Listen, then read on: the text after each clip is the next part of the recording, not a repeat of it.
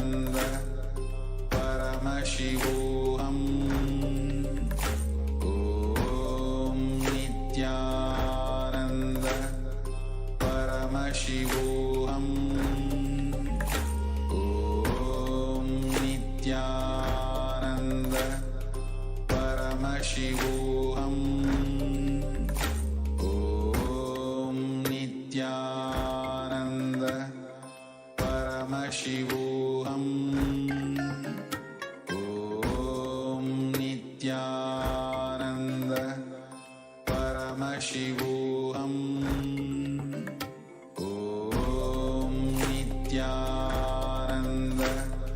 Paramashivam. Om Nityananda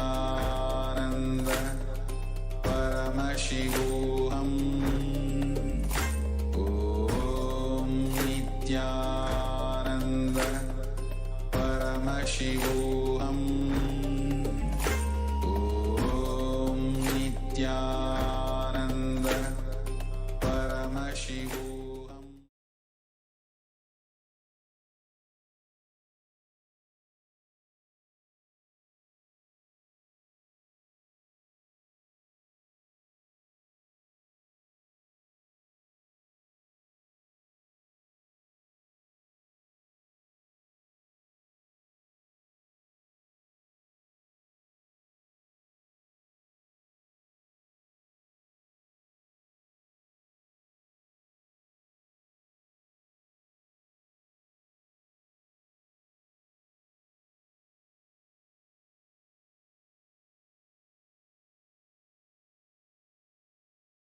Yes, Nityananda, we apologize for the technical glitch. So now let us get into the next power, the power of body scanning. So for those of you who might be joining us newly, you might be wondering what exactly the power of body scanning is. So the power of body scanning is the power of third eye that awakens the ability to scan the body for any physical illnesses, diseases, mentally diagnosed issues, for any type of issues, whether it's physically, mentally, or emotionally. And the best part is that we can even provide a solution through the awakened third eye. So now let us see the Shastra Pramana, Atma Pramana, Atma Pramana, and Sakshi Pramana for these powers. So the Shastra Pramana for this power comes from the Vijnana Bhairava Tantra. Swadehe jagato vapi sukshma sukshmatarani cha tattvani yani nilayam dhyatvante vyajyate para. And the translation for this is where Bhagavan Paramashivam says, cognize deeply that from the subtle to the subtlest consecutive principles of your whole body, Swadeha, or of the whole universe, simultaneously consist of the essential reality. They are being absorbed in their source cause, Paramashiva. By the experience of such restful awareness, one becomes complete from all thoughts, and the ultimate universal divine power, Paradevi Adi Shakti, is revealed, and the supreme power manifestation happens. And the next is the Apta Pramana, which comes from the life of Siddha. So Teriyar was a Siddha and one of the prominent disciples of Agastya. And one day a man suffering from severe headache comes to Agastya for healing. And Agastya uses the power of body scanning and identifies the root cause of the headache. He reveals that there is a small terai, a type of rock, sitting in the person's brain. And Agastya immediately instructs Teriyar, his disciple, to perform an open head surgery and remove the flow. And after the surgery is completed successfully, the person is healed and cured of the headache. And thus he gains the name Teraya. And the next is the Atma Pramana, which was revealed by the Supreme Pontiff of Hinduism himself on the 22nd of December of 2019, of how he uses the power of body scanning. Paraphrasing his words, only when I had a multiple compound hand fracture, I was forced to go for surgery and therefore for medical checkups related to that. At that time, they detected heavy metal quantity in my different organs. It was revealed that I had been poisoned without our knowledge. I immediately used diagnostic methods instead of medical facilities to study the body condition due to the poisoning. Through body scanning, I found out what the problems, imbalances had happened, and where balances had to be done. I used allopathy as a second opinion to verify my findings. And here, all of you can see a few Sakshi Pramanas, the experiences and results of the external manifestation happening through the initiated disciples. So here you can see just a few sharings, but thousands of people around the world have experienced and manifested this power and various other powers as well. And even you will be able to manifest these extraordinary Shaktis. So now let us see a live demonstration of this power. Body scan. So now any one of you who would like a body scan, you can put your comments in the YouTube comment section, and I will be doing a body scan for you. So you can put your comments in the live YouTube comment section.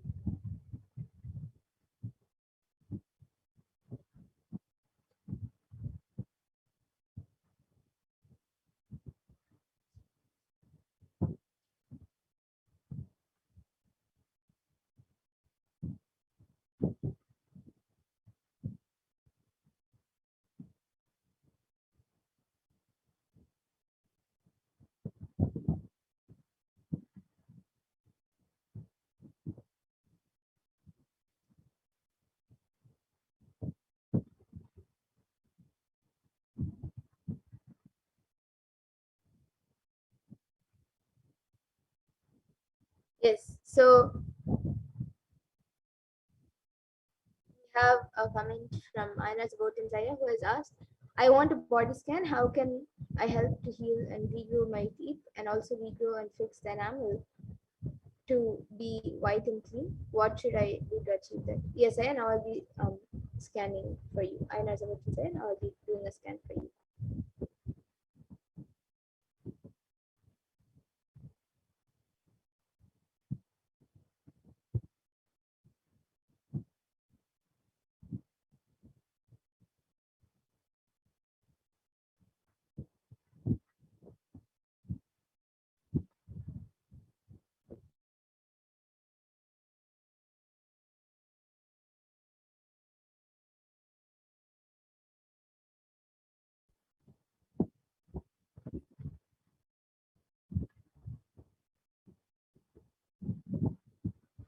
Yes, so Aina's Zaya, what I was able to see for you was that you should start brushing with how they used to do, how it is revealed in the Karmic Agama.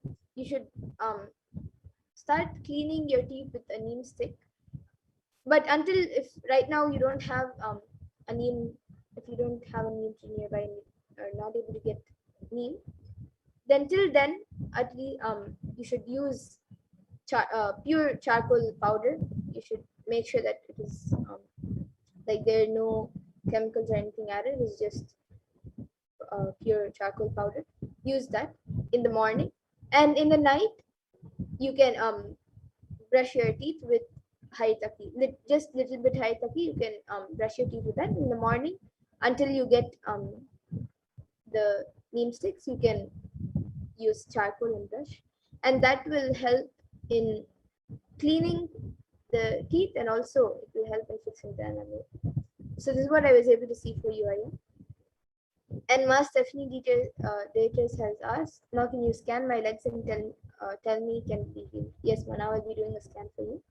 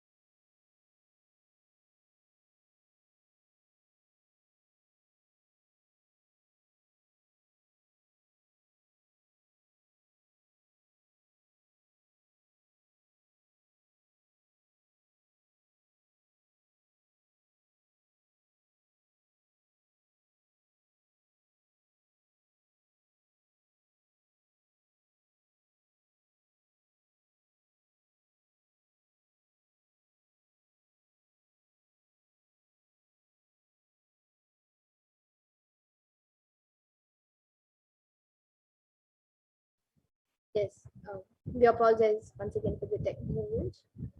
So yes, Ma Stephanie Gators, what I was able to see for you, Ma, was that for your legs, actually I was able to see that it is something with the nerves. I was able to see that there's a problem with your nerves, and it is actually causing a lot of like it's causing pain in the legs, and also you're feeling like a shooting pain. And also I was able to see that there's also a lot of dryness which is being and wounds being created on your leg. That is actually because of I was able to see that there is something in the nerves of your leg. So I was able to see that the solution for it is actually not inside the nerves, but like around the nerves there is something like it is holding the nerves, and it is like uh, contracting, constraining the nerves. And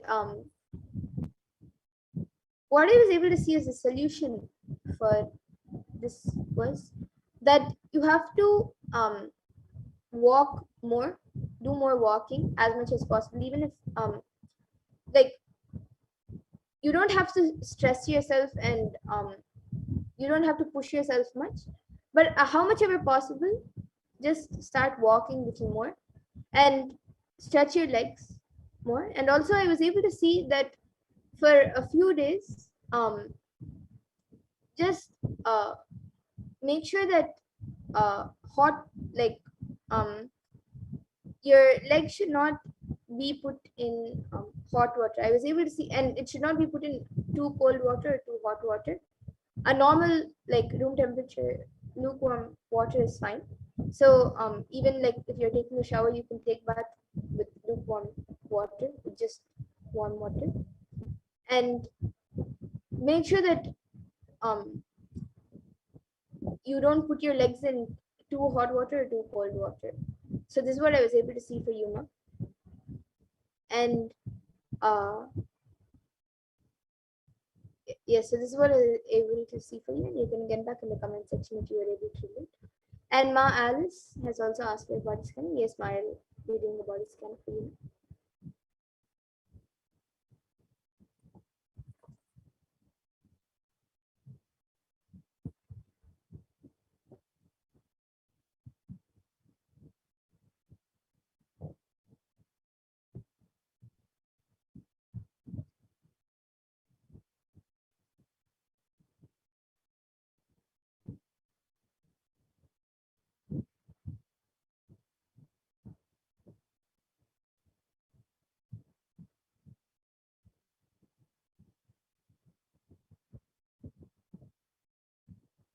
Yes, so Ma Alice, what I was able to see for you, Ma, was to lose weight, you have to have a more healthier diet.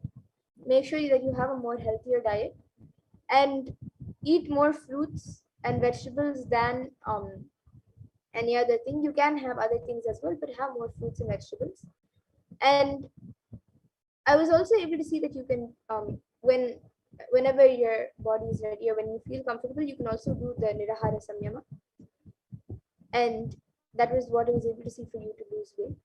And for you wanting to become more beautiful, I was able to see that you have to do deep completion, intense completion. And when you do that completion and remove all the toxins sitting inside you, all the incompletions sitting inside you, when that is removed and completed, and when you feel that inside, when you are satisfied with your being inside, and even when you have powerful cognitions, and when you are when you feel more complete and light inside, that same thing will reflect outside, and you will automatically feel yourself to be more beautiful, and actually physically also you will become more beautiful. So this is what I was able to see for you. So you can get back in the comment section if you were able to read it. And Ma Jenkwa,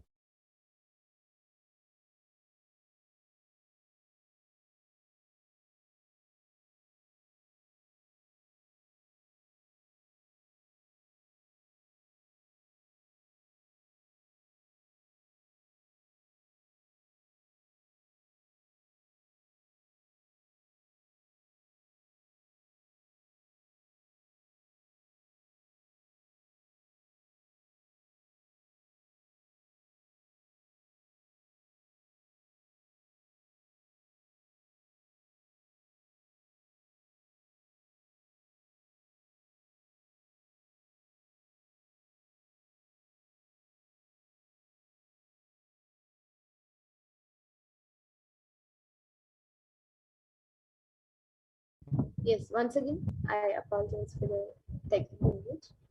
So now,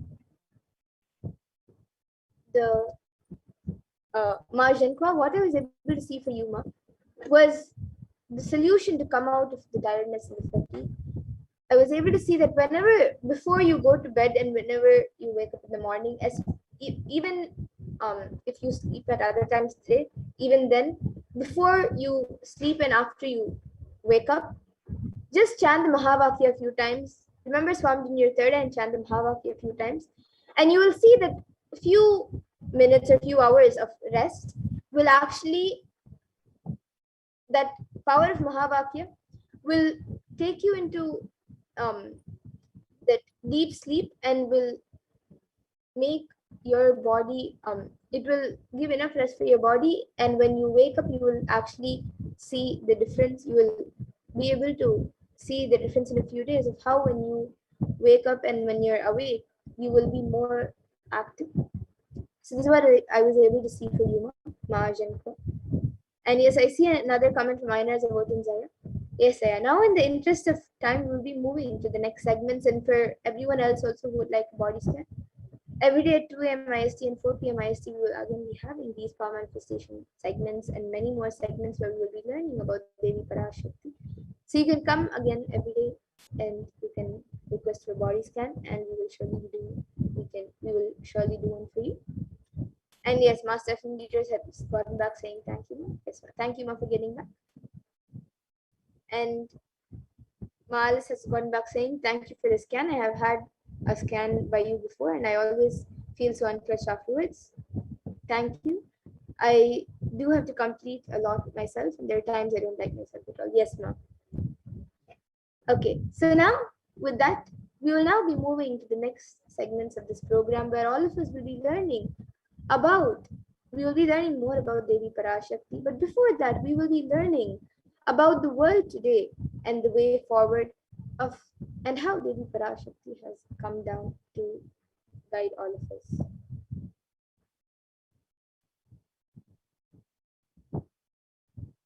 So let us now see the world today and the way forward.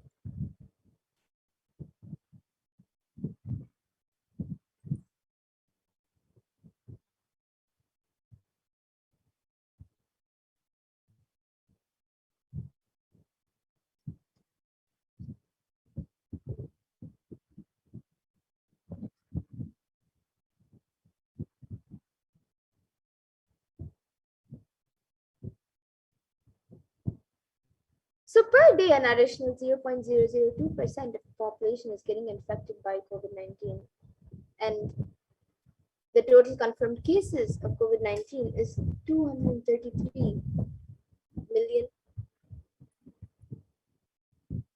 And that is about 3% of the world as of 5:54 CEST on the 1st of October 2021, including 7 billion confirmed deaths. And Healthline.com states that new COVID-19 cases have risen to more than 150,000 per day in the United States. And an average population increase per day is 174,000 per day, almost 175,000 per day. So the rate of those getting infected is almost an average rate of population growth.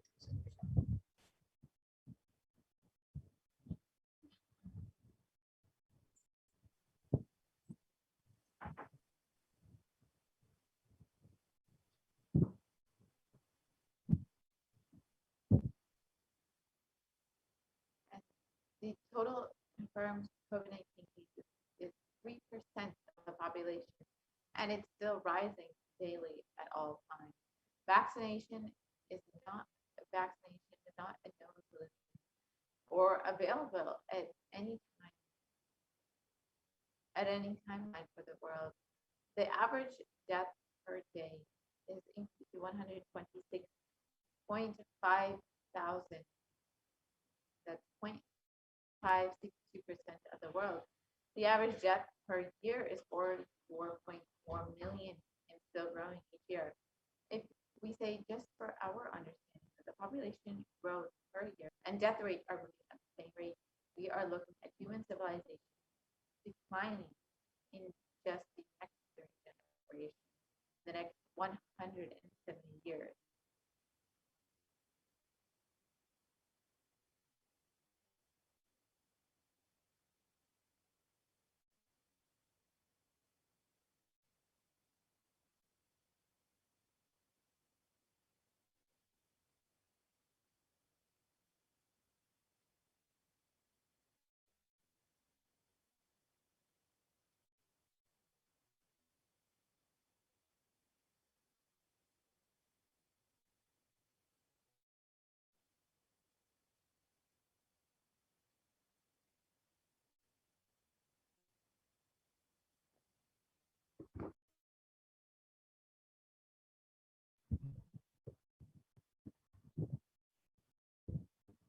And a need of a global solution that works across all national policies is needed.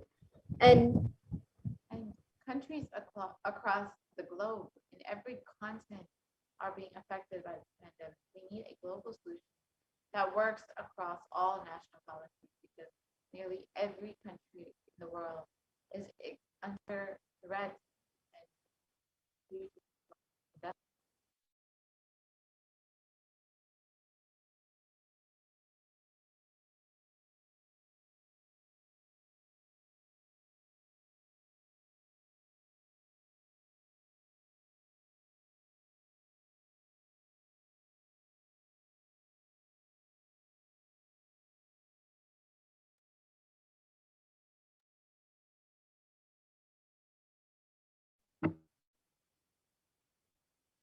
And it is not just natural disaster. It is not just the COVID pandemic that is affecting the world and causing so much suffering. We've seen so many natural disasters over the last year. There's fires, floods, storms, or even uh, uh,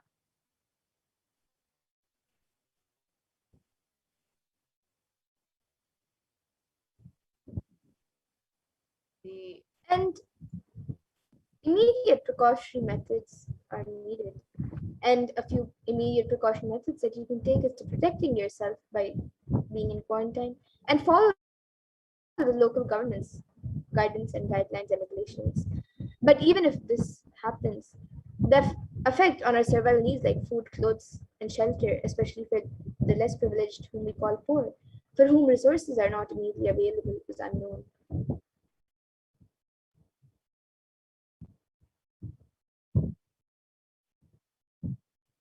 And now let us see what is the cause, what is the karma that caused COVID-19. So in the Brihadaranyaka Upanishad, 4th Adhyaya, 4th Brahmanam, 5th mantra, it defines karma in a verse and it says, Yata kari yata chari tata bhavati sadhu kari sadhu bhavati papa kari papi bhavati punya punyena karmana bhavati papa papena.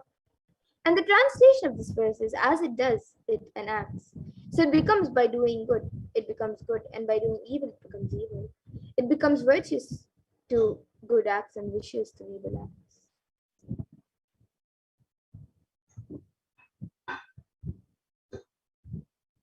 And our greed to make life comfortable and luxurious is also part of the karma. So 83% of the wild mammals have become extinct, stopping the idea that the whole planet Earth belongs to only human race.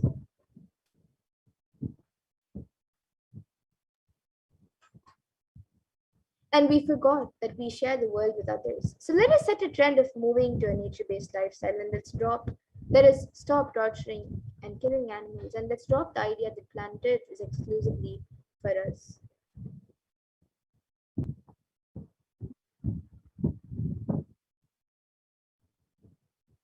So let us stop the karma. And so when you kill animals, when you keep the livestock and kill animals, not only you disturb the environment, but you disturb the ecosystem by releasing so much pain and suffering as well.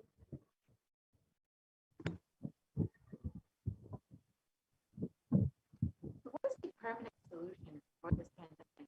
After the purpose of the world, the primary principle of the universe is let us all exist and celebrate our life. Non-violence is the ultimate natural law of life.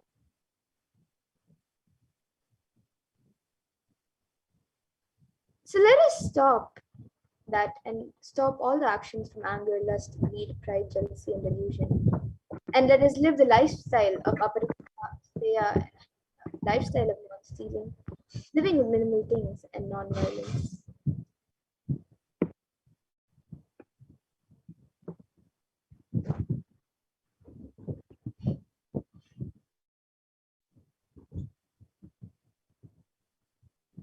And every crisis that humanity has faced, Hinduism has found solutions. Hinduism is a religion which has seen at least 5 complete wiping out of the planet and the wiping out of the civilization. And we have the knowledge, we have recorded and documented every time when the civilization was wiped out and how it was rebuilt.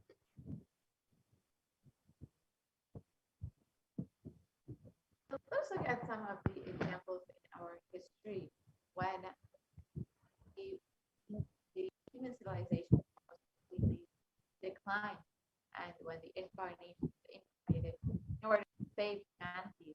Bhagavan Vishnu incarnated to bring the Vedas and the Agamas from dark ages during the manifestation of the universe in the form of the fish, the Avatar, and landed on planet Earth to give it to Lord Brahma.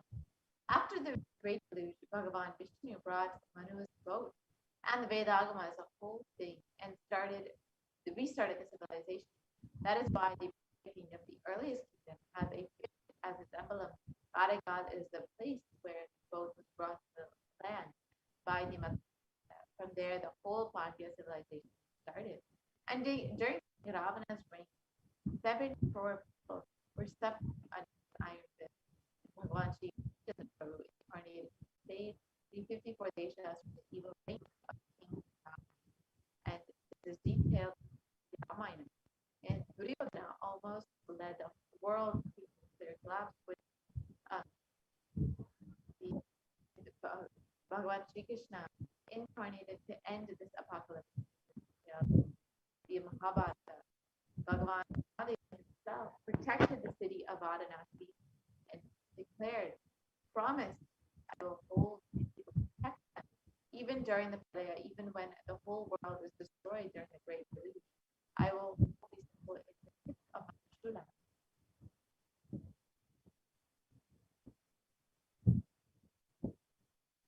And in the Upanishads, the rishis celebrate the happening of the incarnations who come down to liberate people from crisis. And in the Taittiriya Upanishad, chapter 3, Riguvali, section 10, the rishis sing and dance in the ecstasy of enlightenment and Kundalini awakening. And they sing, Ha, ha, ha, ahamannam, ahamannam, ahamannam, ahamannado, ahamannado, ahamannadaha.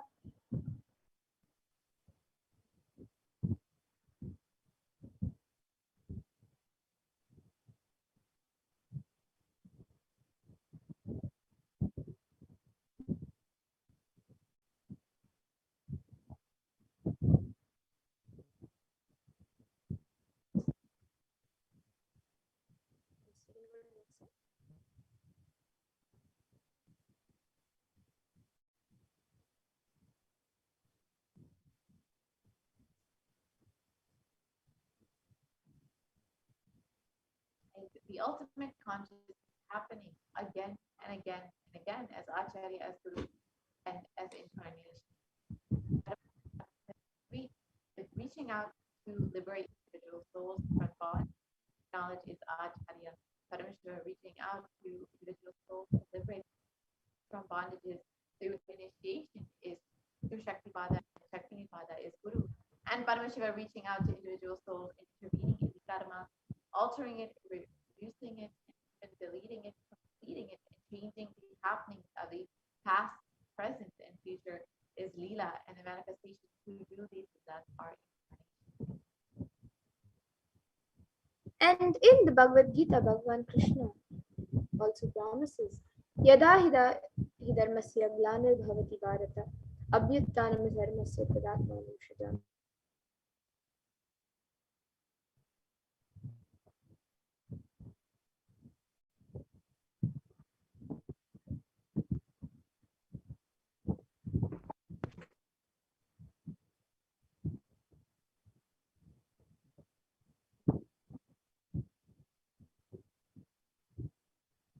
So whenever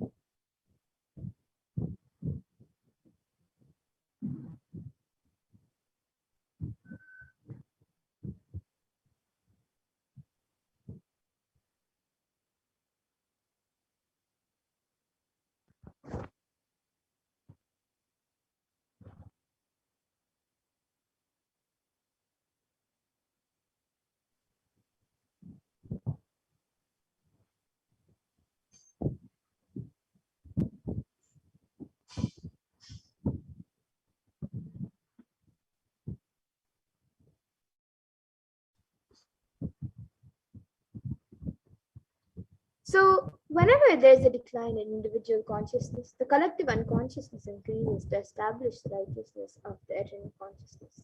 The signs of eternal bliss. Dharma samstapanartaya. I myself appear millennium after millennium.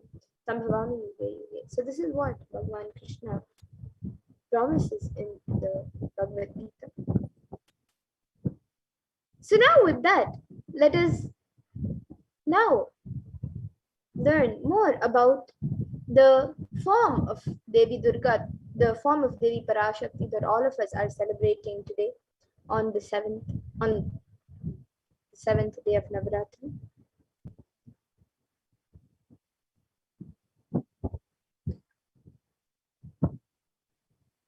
So today, on the seventh day of Navaratri, we are celebrating the form of Devi Durga.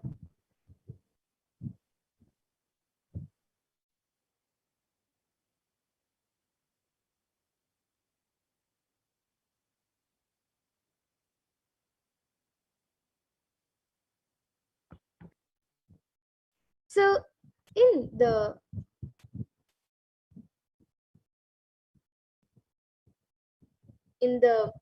11th chapter, verse 24, yes, we are actually today on the 8th day of Navratri. We are celebrating the form of Devi Saraswati.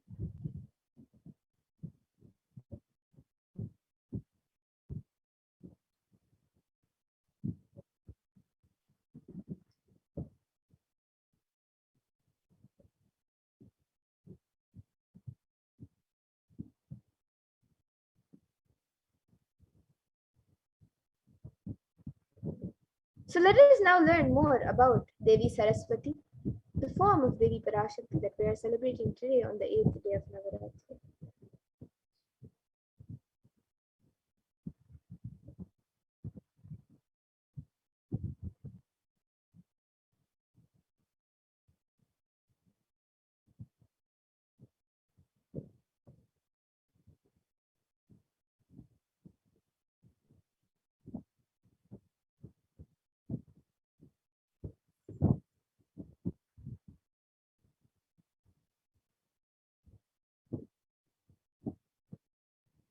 So in the Devi Mahatmyam, chapter 11, verse 6, beautifully there's a verse that speaks about Devi Saraswati's glory.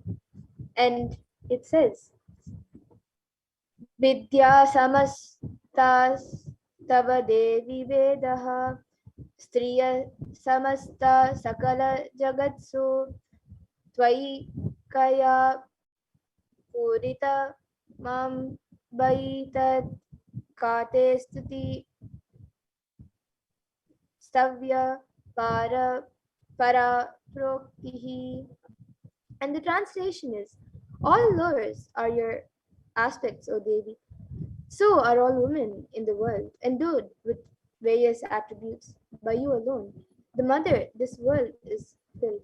What praise can there be for you, who is the nature of primary and secondary expression regarding objects worthy of praise?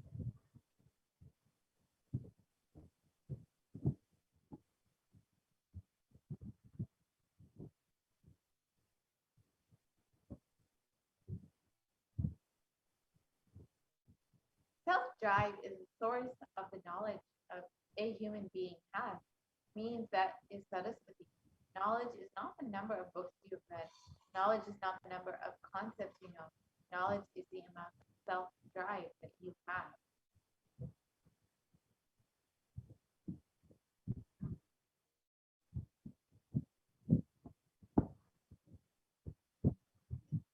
And giving the right context to the self-drive is only the job of Saraswati knowledge.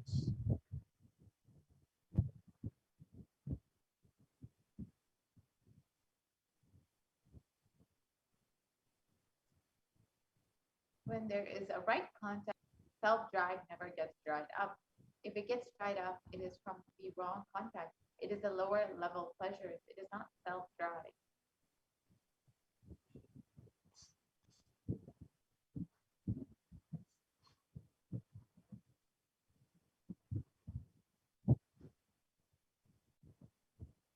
And all the knowledge, the reason for all the knowledge, reasons for all the books, reason of all the knowledge transmission mechanism is to give you the right context for your self-drive, to give the right context for your self-drive.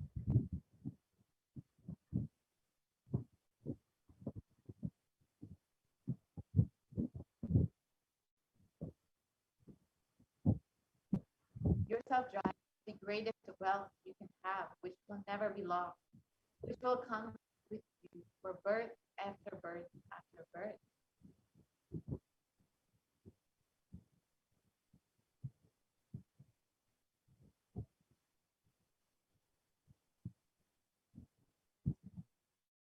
And Devi Saraswati's glory is also mentioned in another verse, and it says, Ya kundendu tusharahara davala, ya shubravasta vrita, ya veena varadanda manditakara, ya shweta padmasana, ya brahmachyuta shankara pravritihi, devam sada pujita samam patu sarvavati bhagavati Saraswati Bhagavati Nishesha Jadyapaha. And the meaning for this verse is salutations to Devi Saraswati, who is pure white like jasmine, with the coolness of moon, the brightness of snow, and shine like the garland of pearls, and who's covered with the pure white garments, whose hands are adorned with veena, a string musical instrument, and the boon-giving staff, and who is seated on pure white lotus, who is always adored by Lord Brahma, Lord Achyuta, Lord Vishnu, and Lord Shankar and other devas. O Goddess Saraswati, please protect me and remove my ignorance completely.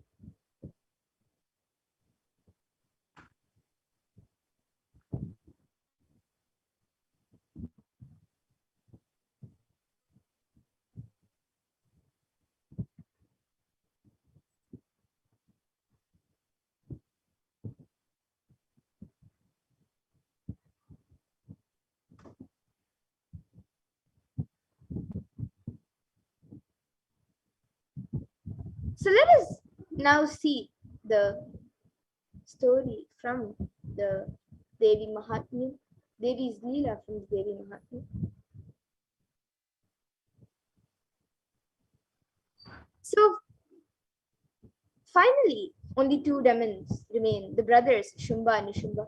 They're almost inseparable. And the Chandi called Nishumba, the younger brother, who is dearer to Shumba than life itself. Shumba represents the ego, and Nishumba is the sense of attachment, the tag-along sibling. Then that accompanies him everywhere. Earlier, we spoke about the ego as a sense of separate self-will.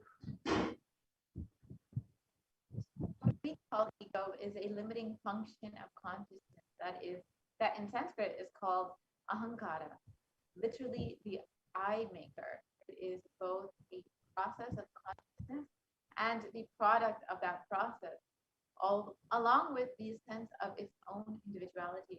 This I-making principle has the power of self-appropriation that claims things as its own.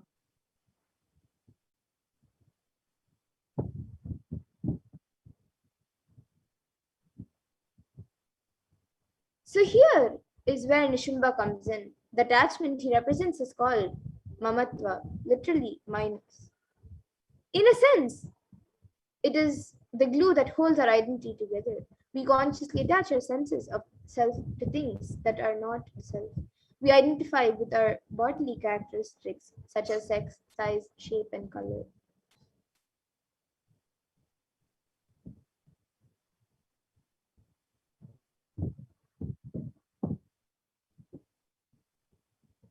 We define ourselves by our likes and dislikes, by the people in our lives and our relationship with them, by our profession, leisure activities, religious or political affiliations, and countless other factors that combine in ways to make each one of us unique.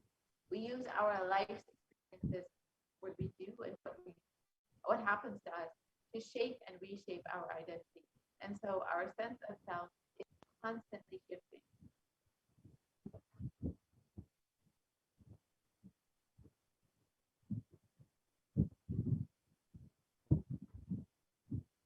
And we go through life acquiring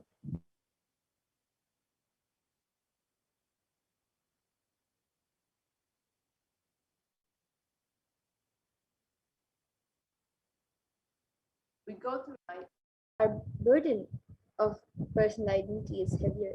The more we are drained by our defining attributes, the more we lose sight of our larger senses of self.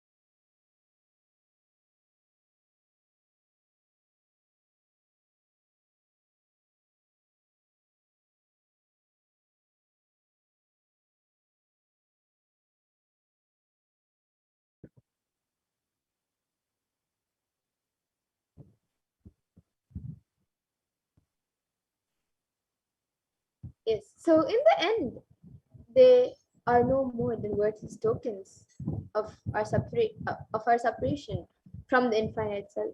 But how we hold on to them when the Divine Mother finally slays Nishimba, we get a graphic image of the ferocity of the struggles. Just when she has the Raman cornered, she sprouts 10,000 arms and 10,000 grasping hands. The picture of the ugly desperation illustrates just how desperate we are not to let go. This is a representation of how we function in our day-to-day life. This century, most of us are running around to receive certificates from everyone. That's how we recognize who we are. The certificates decide our happiness or sorrows. Going beyond these certificates only shall we find our eternal bliss.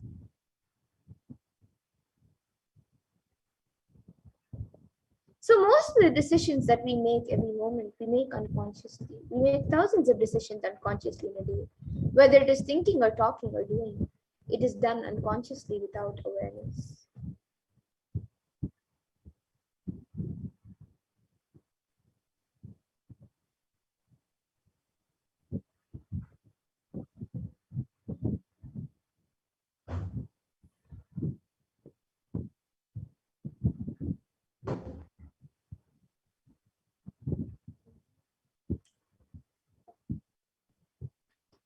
You can stop the slide share for a moment.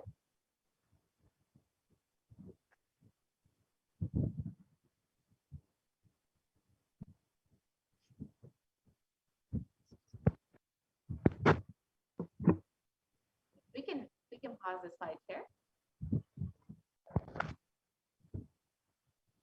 Yes, we apologize for the technical glitch.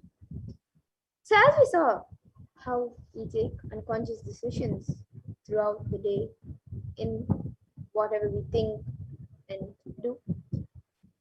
So So that is the reason we are not able to connect the cause and effect of many of the things that happen in our lives. And we always think we have been dished out unfair results. We are blissfully unaware that it was we who caused the effects. We made it happen by the way of unconscious living and ended up in incurring more karma.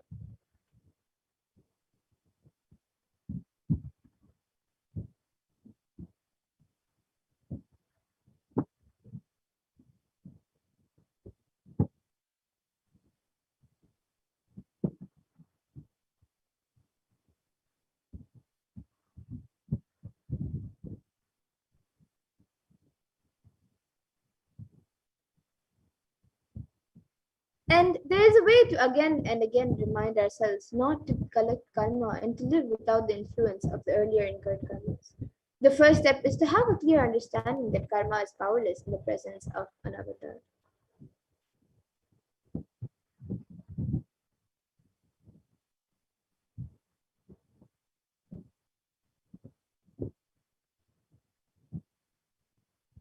Somewhere this karma chakra needs to be broken, and you need to give a new energy, inspiration, understanding, and possibility. If you are always stuck with this action result cycle, you will never ever be given a chance to taste the possibility. Possibility, the taste of possibility can be given to you only when divine intervention happens. Mahadeva intervenes in your life in the form of Guru. He assumes the form of Guru just to liberate people from the karma chakra, give inspiration, joy, bliss, and cause miracles and enlightenment ultimately.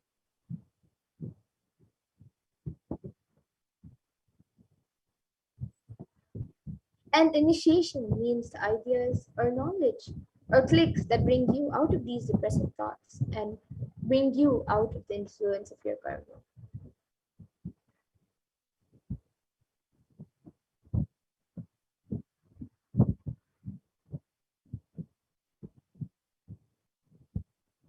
So now let us see the happening of the Supreme Pontiff of Hinduism. A small introduction of who the Supreme Pontiff of Hinduism is. The one who is manifesting as the Nijavatar of Devi Parashakti. Kailasa of this Shamalapita Sarvijapita's rare and sacred lineage of pontiffs has been systematically carried over in an unbroken progression from the chosen emissaries of Lord Paramashivam and Devi Parashakti. The Guru Mahasanidana, the pontiffs of Kailasa of the Shamalapita Sarvijapita, are the direct representatives of the cosmos.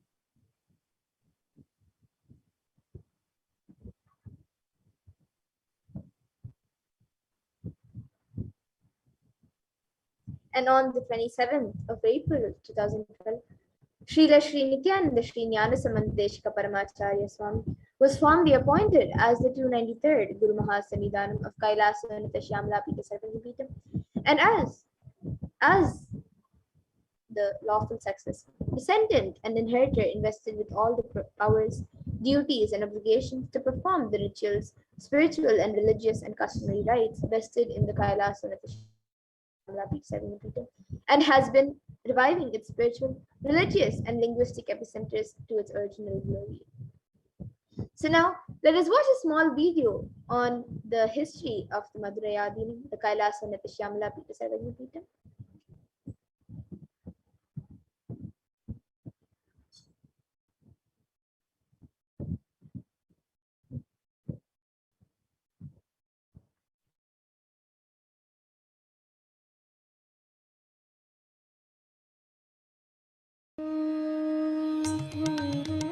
The ancient temple town of Madurai in southern India boasts of a 2,500-year-old history of spirituality. Historians trace Madurai's existence back to the 3rd century BC, making it one of the oldest continuously inhabited cities of the world. Legend says that Madurai was established by the Cosmic Mother herself, who incarnated as Princess Meenakshi, daughter of the pious king Malaya Dwaja Pandian. An able queen and a fearless warrior, Meenakshi expanded her empire right up to Kailash in current China. But when she came face to face with the Lord of Kailash, Shiva himself, she recognized him as her eternal consort and dropped her arms to become Shiva's companion for life. Along with Shiva, also known as Sundareshwara or the beautiful Lord, Meenakshi reigned over her kingdom for a glorious 166 years. In course of time, with the rise of Jainism as a religious force, Madurai too fell to its powerful influence and Shaivism all but vanished from the sacred kingdom where Shiva himself had once walked the earth. The renaissance of Shaivism in Madurai was the sacred task of a child incarnation, Tirunjana Sambandar, one of the 4 visionary saints of Shaiva Siddhanta tradition. The story goes that as a baby, Tirunjana Sambandar was once nourished by the milk of enlightenment from the cosmic mother herself. This child prodigy arrived in Madurai to effortlessly defeat the learned Jain monks with his wisdom, healing powers, and spiritual prowess, and restored Madurai to her beloved religion, Shaivism, by reviving the ancient Madurai Adinam and the Meenakshi temple, which had fallen to desolate ruin. Madurai Adinam is today the world's oldest living Hindu organization, with a recorded history alone spanning a glorious 1,500 years and an unbroken lineage of illustrious pontiffs to this very day. Over the centuries, Madurai Adinam has been patronized by the likes of Tipu Sultan, Robert Nobili, and the poet saint Vallalar. The pontiff of the Madurai Adinam is known by the title Guru Mahasannidhanam and inherits the responsibility of carrying forward the traditions of Tirunjana Sambandar's sacred work.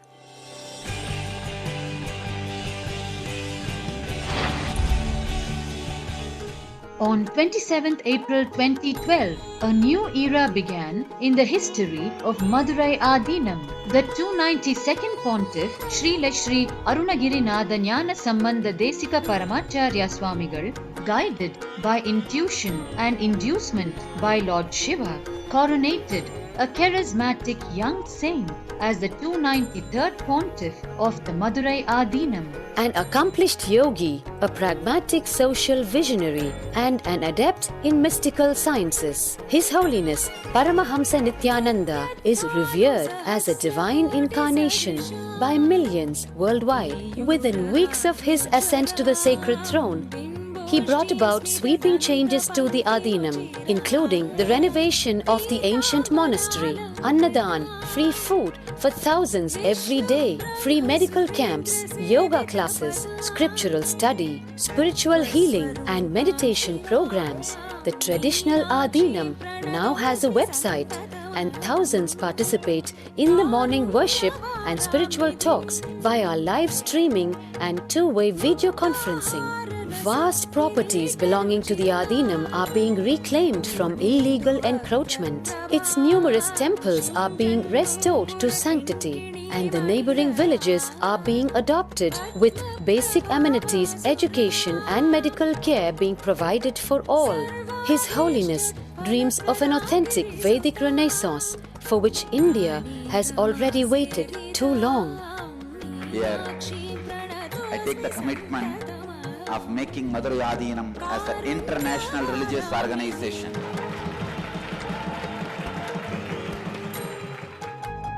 We will fulfill all the responsibilities of Madurai Adinam, make Hindu tradition, Shaiva tradition alive, revived, lived, celebrated all over the world.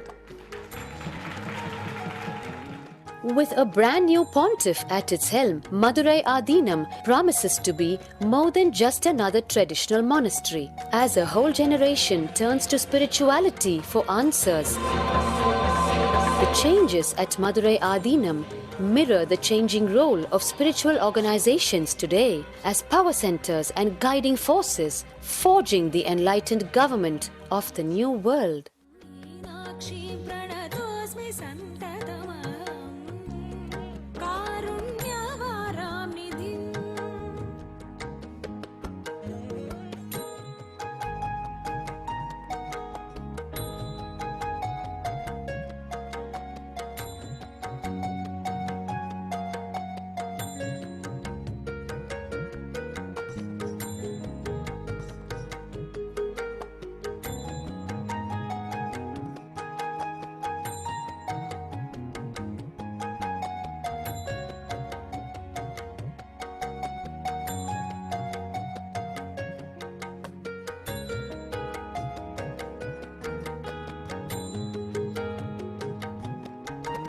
श्रीविद्यां शिववामभागनिलया ह्रीङ्कारमन्त्रोज्ज्वला श्रीचक्राङ्कितबिम्ब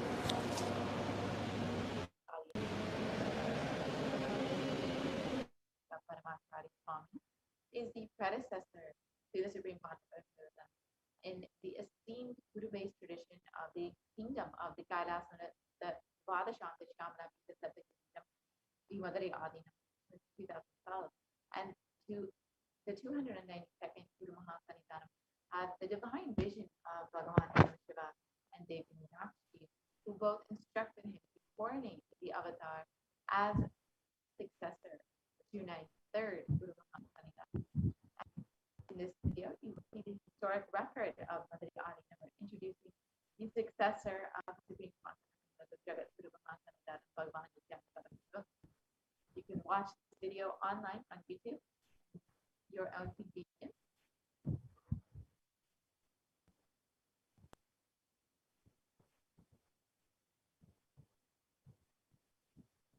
And here you can all see pictures of the Supreme Pontiff of Hinduism being coordinated as the 293rd Jagadguru Mahasanidhanam of the Kailasa and the Shamala Pita 70 feet.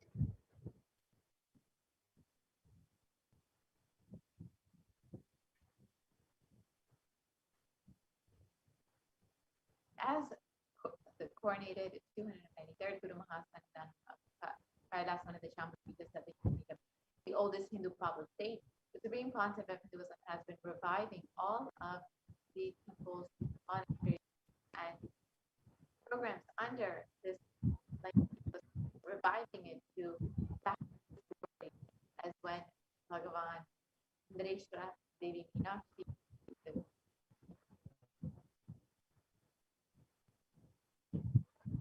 And the Supreme Pontiff of Hinduism has also been declared as the successor of the Arunachala Savanipeetham by his Guru Parampara at the age of 16 on the 24th of May, 1994.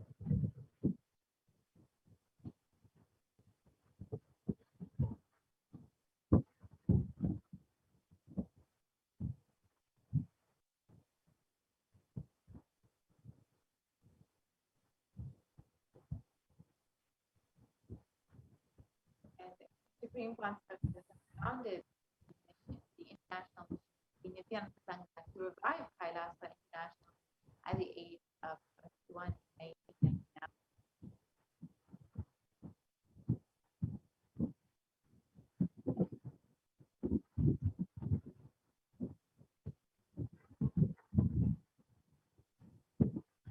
And the Supreme Pontiff of Hinduism founded the Adi Kailasa Sarvagnipeetham at the age of 24 on the 4th of November 2002.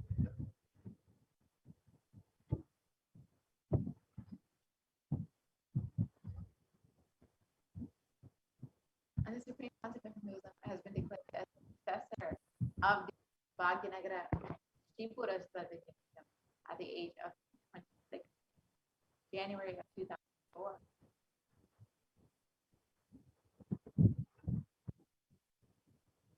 And Supreme Pontiff of Hinduism has been coordinated as incumbent emperor of the Suryavamsha Srangi Samrajyam of the Suryavamsha lineage at the age of 26 on the 31st of December 2004.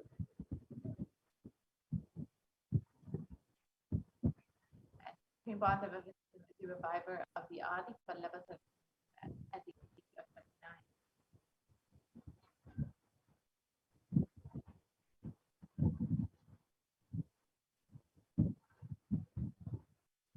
And the Supreme Pontiff of Hinduism has been coordinated as the successor of the Kashi Sarvagnipeetham at the age of 30 in 2008.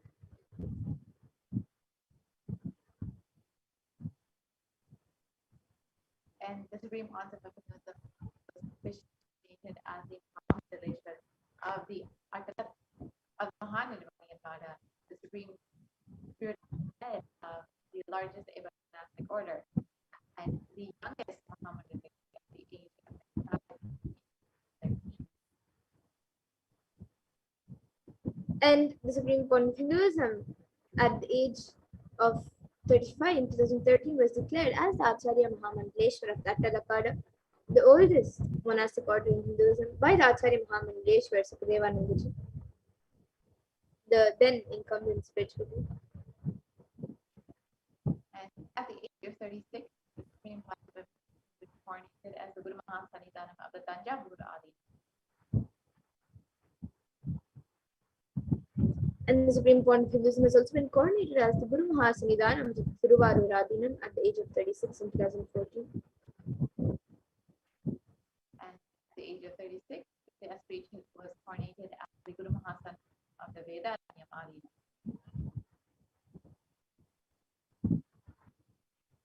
And the Supreme Pontiff of Hinduism has also been coronated as the Guru Mahasannidhanam of the Dharmamukti Swargapuram Adinam at the age of 37 in 2015.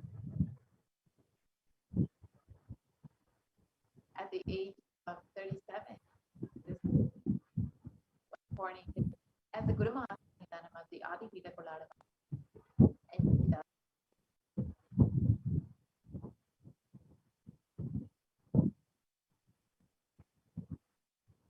And the Supreme Pontiff of Hinduism has been elected as the Supreme Pontiff of Hinduism by a congregation of over 1,000 Hindu pontiffs or leaders. At the age of 36, you can see the photos of various Hindu leaders and hot heads coronating the Supreme Pontiff of Hinduism, recognized as Avatar, the 2008 incarnation of Paramashivam. And Supreme Pontiff of Hinduism is revered as the most prolific, most viewed Guru in the digital world, and is read and watched by 1 billion plus followers of Hinduism around the world.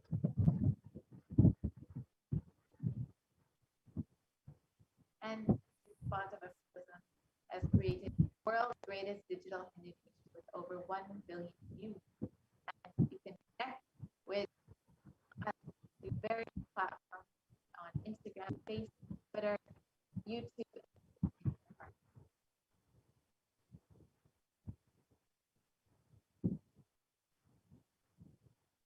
And the Supreme Pontiff of Hinduism has worked for 26 years relentlessly and has contributed humanitarian services and initiatives throughout these years.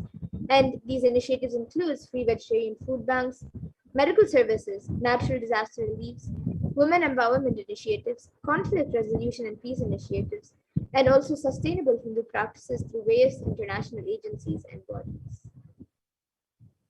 And the Supreme Pontiff authored 100 books, 1,000 articles in 3 languages, including English, Tamil, and Sanskrit, which have been translated into 50 languages with over 1,000 titles. Here you can see some of the books in English, French, Tamil, and Spanish, which are freely available online for anyone to download and read to be enriched by the teaching of the Supreme Pontiff.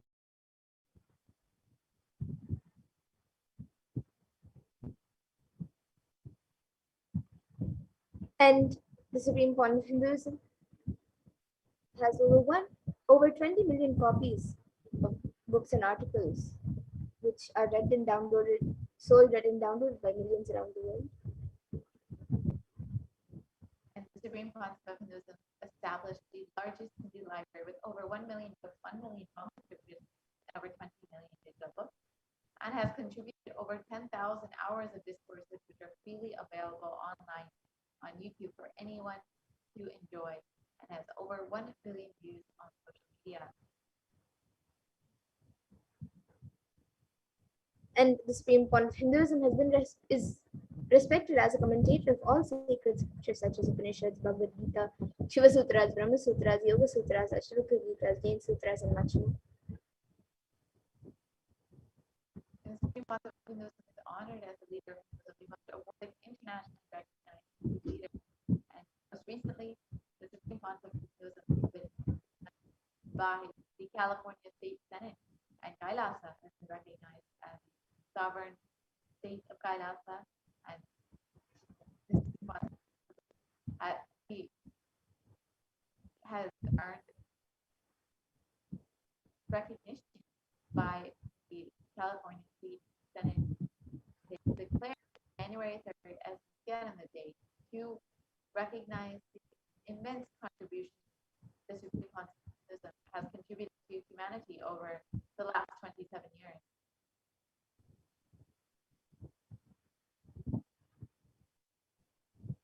And the Supreme Pontiff of Hinduism has also been acclaimed as one of the top 100 spiritually influential living personalities by Watkins Mind Body Spirit magazine. The Supreme Pontiff of Hinduism is the reviver of the Sovereign Order of Kailasa, led by the Supreme Pontiff of Hinduism and the Nityananda Order of monks, nuns, and Hindu diaspora all over the world who are working for global peace and to give the superconscious breakthrough to humanity.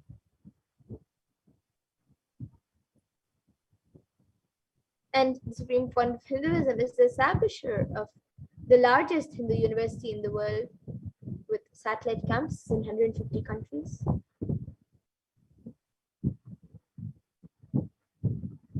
Supreme Pontiff of Hinduism is the establisher of 1,000 plus Kailas and 19 ecosystems.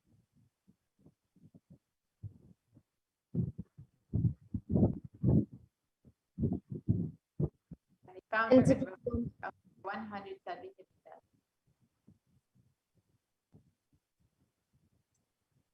And various heads of various akhadas and maths have spoken about the Supreme Pontiff of Hinduism.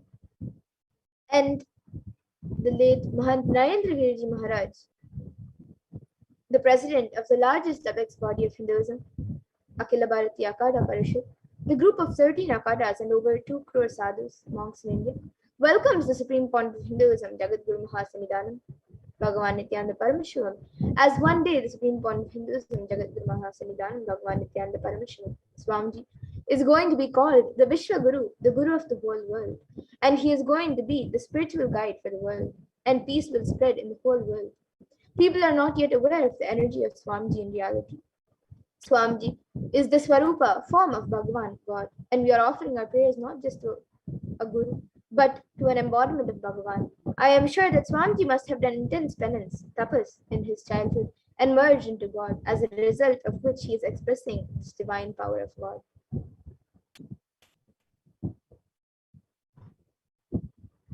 And another head of a very old, very ancient mata in Karnataka, the head of this mata, Sri Shanturiya Mahaswamiji, who is the head of the Kolda Mata, the oldest recorded mata in Karnataka, dating back to more than 6,500 years, declares with his authority, whenever humanity falls into suffering and pain, Ishwar the divine himself does austerities, tapas, for their upliftment.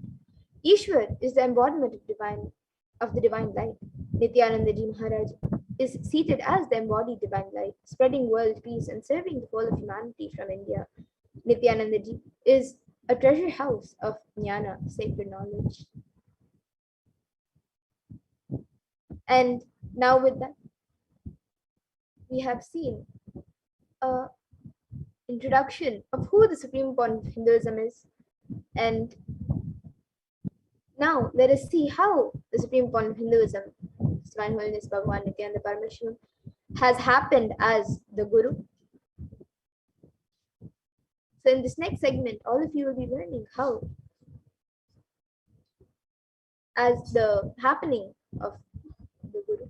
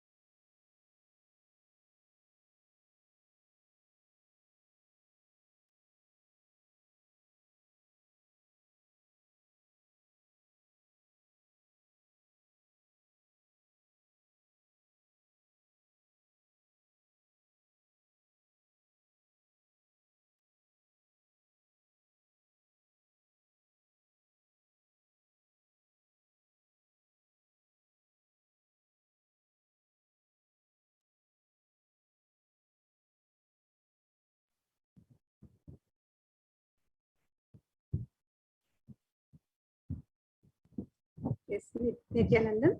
So now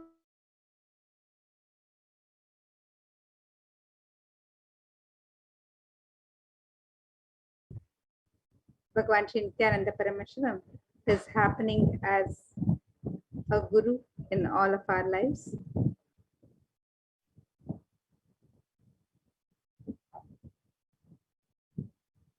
As Paramashiva gave the signs to Devi and Devi brought this to planet Earth in Kanchipuram, the strands of DNA, the components of DNA is kept together through sound. So what kind of a sound is used to bind your consciousness and DNA strands together? That decides what kind of powers you're going to manifest and what kind of life you're going to have in your body. Listen carefully.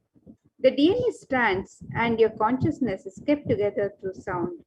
The different DNA strands kept together through water.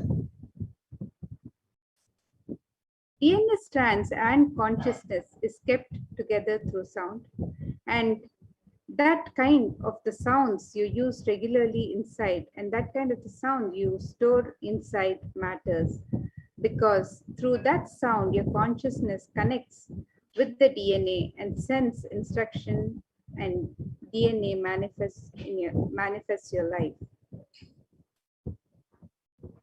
There are 4 situations in your life where consciousness is directly influencing your DNA. When you're hungry, when you're angry, when you're lusty, and when you're about to fall sleepy, too tired, just want to get lost and withdraw. These 4 situations, your consciousness directly influences the DNA. The door between the consciousness and DNA is open. During these 4 situations, if you use these 4 situations, you can detox, remove all the unconscious ideas, words stored inside you.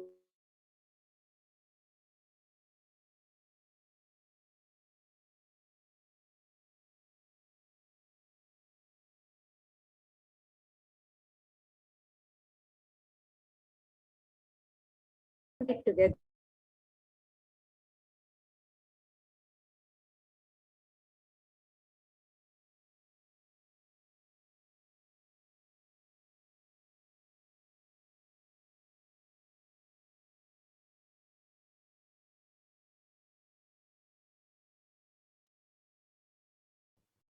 I apologize for the technical glitch. Yes, the good news is you can replace the old sounds through which your consciousness and DNA strands are tied together, connected together. Whenever you feel hungry, angry, lusty, sleepy, intensely reverberate your whole being with Mahavakya, Om Nityananda Paramashivoham, with the decision, let my being, let my consciousness manifest itself through my DNA using this Mahavakya as connection point. Anyone who decides to use Mahavakya to connect your consciousness and DNA will have the ultimate superconscious mutation. You will manifest health, you will manifest wealth, you will manifest beautiful relationships, you will manifest blissful life, you will manifest knowledge, you will manifest Paramashiva Jnana, the ultimate powerful cognitions, and Paramashiva Vijnana, the ultimate applied science of Paramashiva and all the powers. When you're hungry, see how the consciousness is reacting over the DNA. When you're angry, see how the consciousness is reacting over your DNA. When you're lusty, see how the consciousness is reacting over your DNA. And when you're sleepy, see how the consciousness is reacting over your DNA.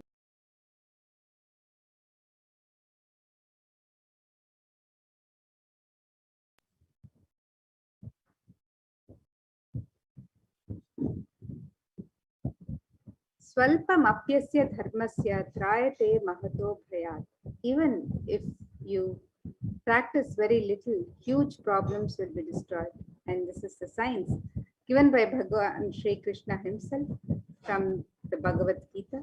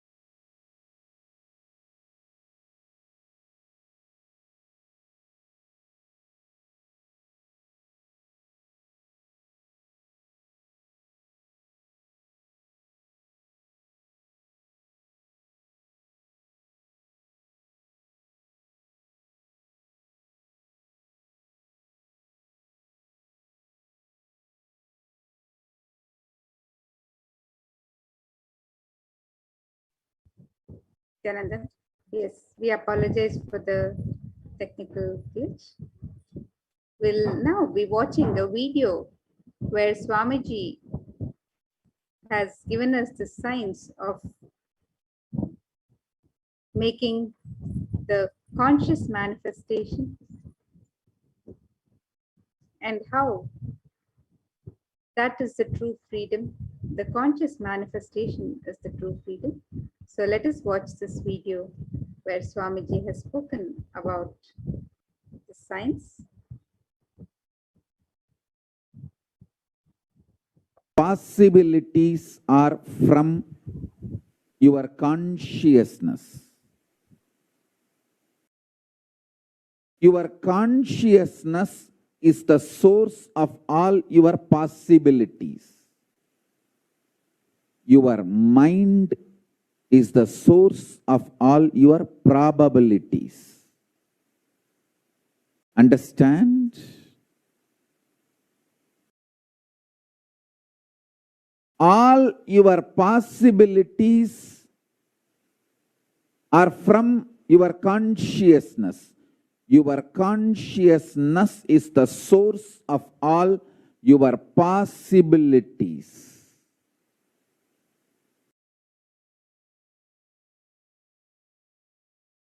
Your mind is the source of all your probabilities.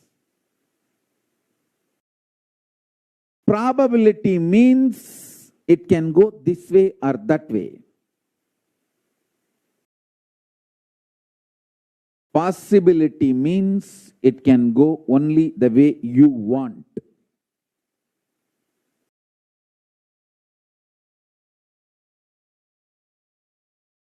Choosing. Choosing and choices are always mediocre value. Listen carefully. Choosing and choices are always mediocre value. The modern day civilization, teaches the choices are freedom. I tell you how when a child cries for mother, the child is diverted or cheated through a toy or toffee by the person who is babysitting. See, when child is crying for mother, the babysitter, he will try to divert the child's attention, console or cheat the child by giving a toffee or toy. Toffee or toy is the poor substitute for mother's hug or mother's presence. Same way. Probability is the too cheap, poor substance for possibility. Possibility is your mother. Probability is the toy or toffee. Don't fall for it.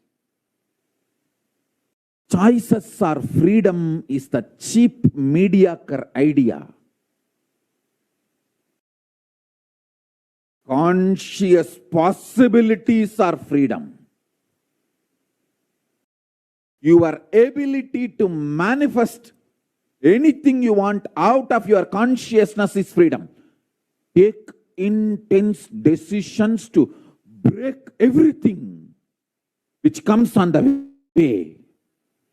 Ferociously, like Kalabhairava. If you wear glasses or contacts, you must see this.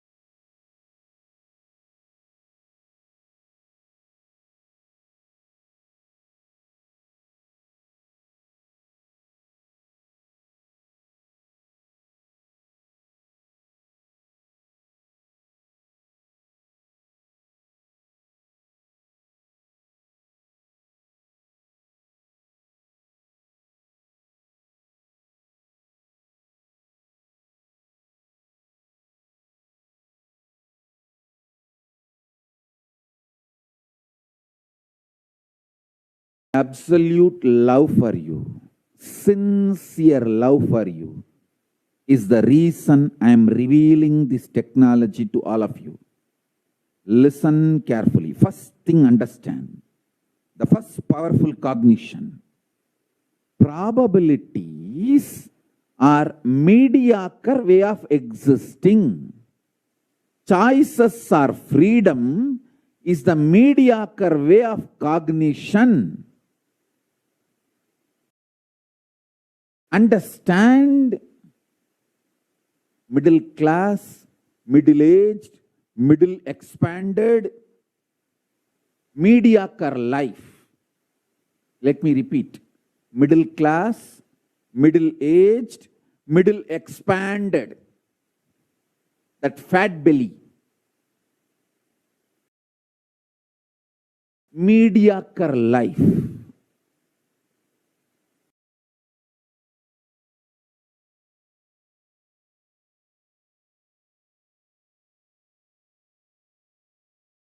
Cognizing choices are freedom,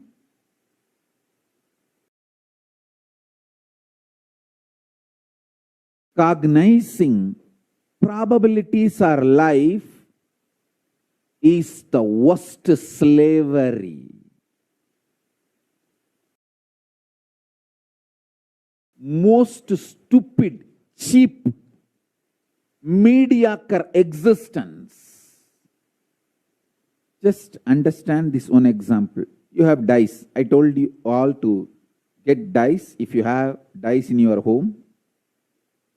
See, when you roll the dice, the numbers which can happen, it can be 1 or 2 or 3 or 4 or 6 or 12 probabilities.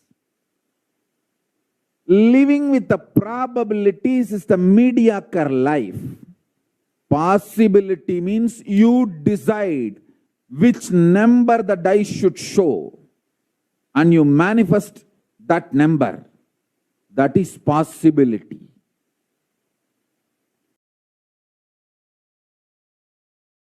Listen carefully.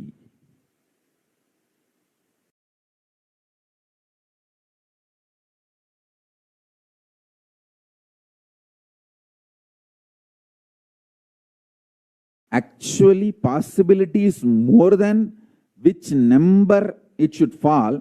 You can even ask the dice to stand the way you want, or the fly the way you want, or change the dice the way you want. That is possibility, not even just number. That is possibility.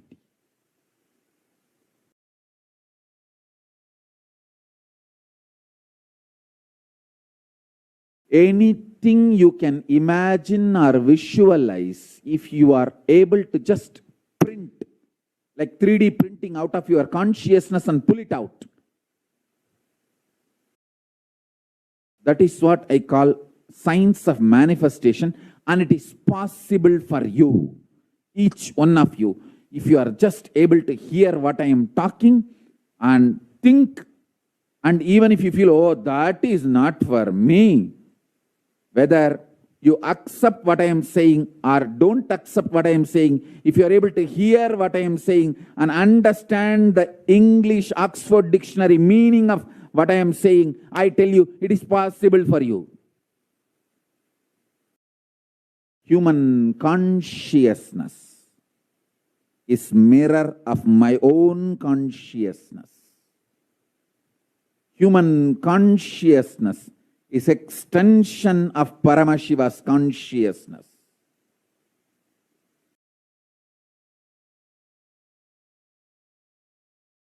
Listen carefully. Listen intensely. Maya, delusion, modern civilization, modern day unconscious society, modern day unconscious collective humanity constantly tries to make you live the mediocre life, that probabilities are life. Choices are freedom. Hey, see, all probabilities are from mind. It is just between the knowns. Whatever you know, among the knowns, even if you get the best, you may grow. But if you start manifesting the possibilities from consciousness, you will have a breakthrough. Human beings who are growing are mediocre people. Human beings who give breakthrough to themselves and to others are the leaders. In any field, give breakthrough to yourself and to the world and to the others whom you are leading. People around you. So listen, take intense decisions. Take intense decisions. Behave ferociously with yourself. I tell you, one of the greatest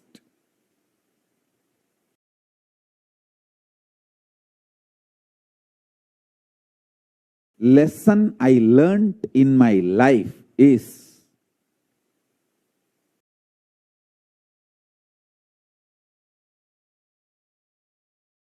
choices are not freedom.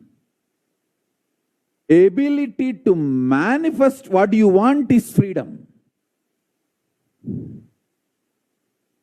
If you think the variety of food, choices of food, Italian pizza or French fries or pasta or idli, dosa, the variety of food, choices are freedom, you are mediocre.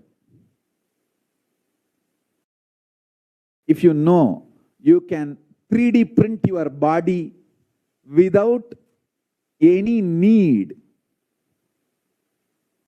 of any food from external source, not only you can 3D print your body as you want from your consciousness, you can keep it excited, joyful, without any input from outside.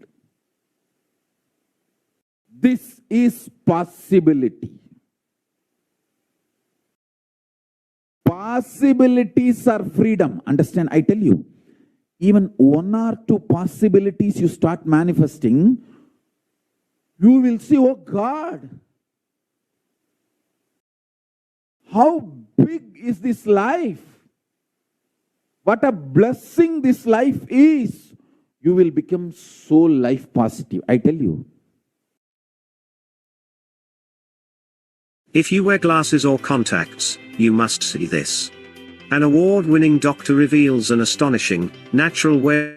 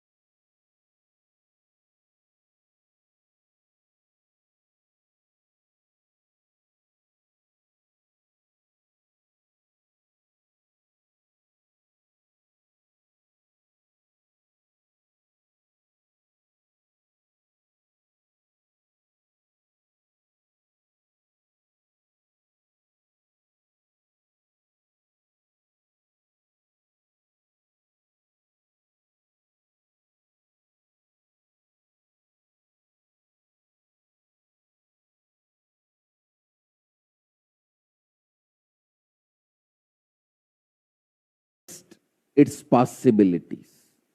After a few days, I even had some doubts. How do I know this is the way Ganapati exists? He looks too small. Then I decided, you see, some form he exists. That much I know. Whatever form you exist, O Ganapati, I am worshipping you through this. That is the conclusion I came to. So that easiness, tatata, has become so vast in me, on which I can burn all my self-doubts, self-hatred and self-denial. The fire is become larger than the items I can dump on it. So the fire won the game. The fire of possibility, easiness, was more powerful than the dampening self-doubts, self-hatred, self-denial. In all your life, in every one of your consciousness, the self-doubt, self-denial, self-hatred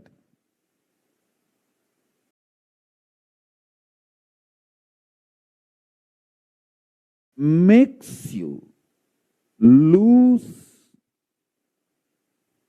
the possibility of settling down with a mediocre life. You start settling down for the mediocre lifestyle, just playing with probabilities. Stop it. Don't stoop to that level. Stop it. To all my disciples, I give the first and foremost command. This is the first commandment. Thou shalt know the possibility of consciousness and manifest all the possibilities of consciousness. Thou shalt not settle down to the mediocre life of playing within the probabilities. I tell you, all probability either can go bad or at the most can go best.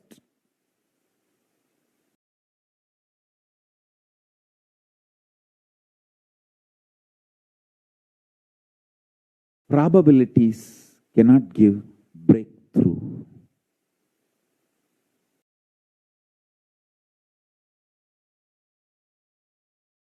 Listen. It is possible when you decide conscious 3D printing is possible. It is too easy for you to come to the decision and conclusion, because even if you see one or two miracles me performing, actually what I perform is not a miracle. It's just I am doing conscious 3D printing. When you see one or two, you just know you can also do it. That's all.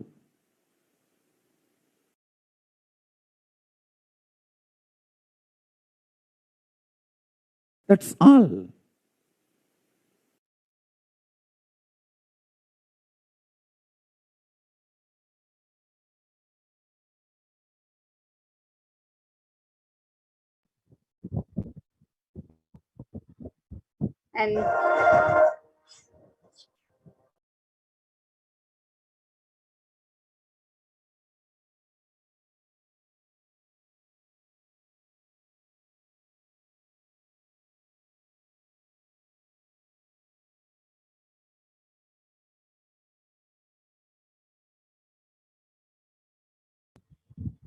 And with that understanding of the science of superconscious manifestation, let us now move into the next segment of this program, where we'll be learning more about the various celebrations and sacred rituals happening in the Nithyanandeshwara Paramashiva Devalayam in the Adi Kailasa Nithyananda Peetham, and let us learn more about the various offerings and sevas we can offer to Devi Parashakti during these celebrations of Navaratri. We are also having the Venkateshwara Brahmotsavam. So let us look at some of the various sevas and offerings we can offer during this Navaratri as we celebrate the happening of the divine cosmic mother herself, Devi Parashakti. And we also celebrate the Venkateshwara Brahmotsavam, the Bhagavan Venkateshwara.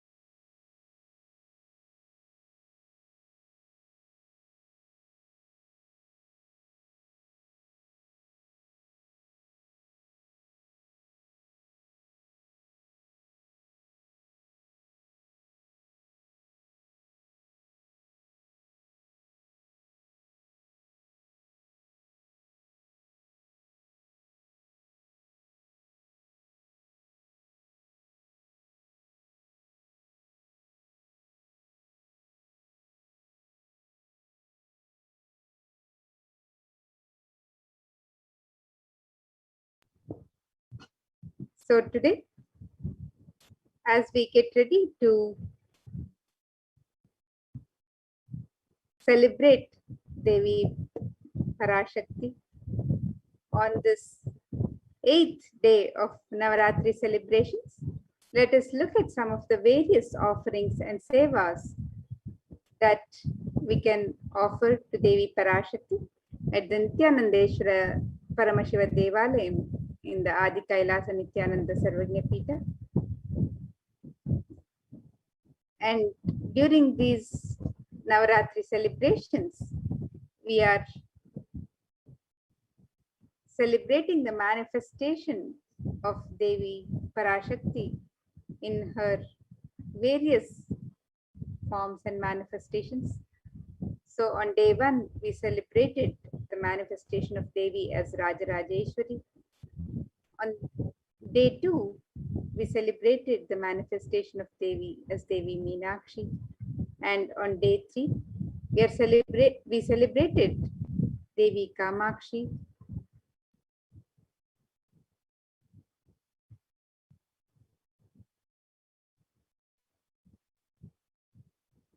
On day 4, we celebrated the happening of Mata Annapurneshwari, and then we have celebrated Devi as Vishalakshi herself, the manifestation as Vishalakshi, and in her manifestation in the form of Shayana Tirukolam, and as Mahalakshmi on day 7. And we also celebrated the Prana Pratishtapana of Devi Durga on day 8, and we are celebrating the manifestation of Devi Saraswati. So in all of her various manifestations during these 9 nights of celebration, the Nithyanandeshwara Paramashiva Devalayam is offering the various Alankara Sevas, decorating Devi as her various manifestations, and offering the sacred rituals to Devi Parashakti and all of the deities in the Adi Kailasha Nithyananda Sarvajna Pita as we celebrate this Navaratri.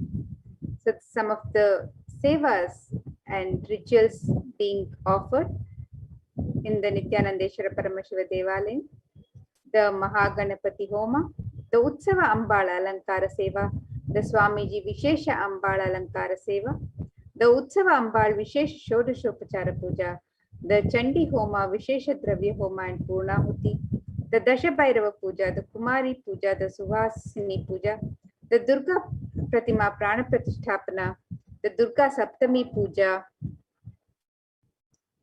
the Durga Saptami Ashtami Navami Puja Arati, the Devi Mahatmyam Parayanam, which has been happening on all the 9 days of Navaratri, the Durga Ashtami Puja, the Durga Kumar Puja, Durga Navami Puja, Ayudha Puja, Mahanaivedya Seva on Vijayadashami, and Pada Puja on Vijayadashami.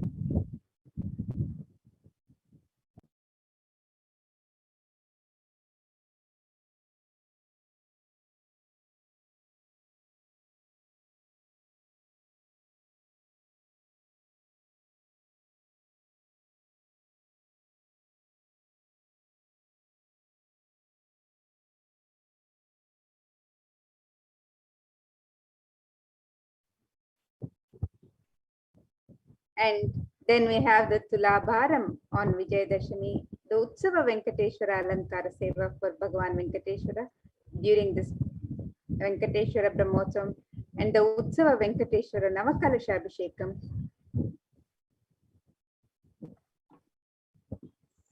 also to Bhagavan Venkateshwara.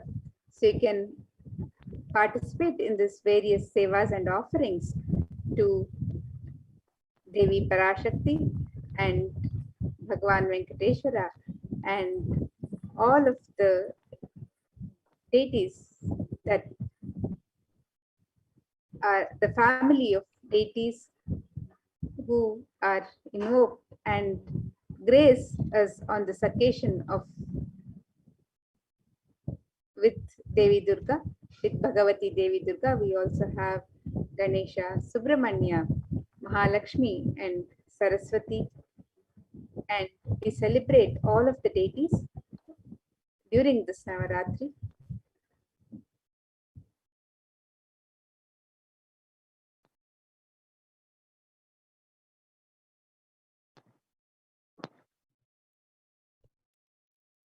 We have this Alankara Seva. The Alankara means the decoration and also that which causes the deep sense of fulfillment. Alamkara, Alamkaroti iti Alankara. So the Alankara Seva, the cost is $508.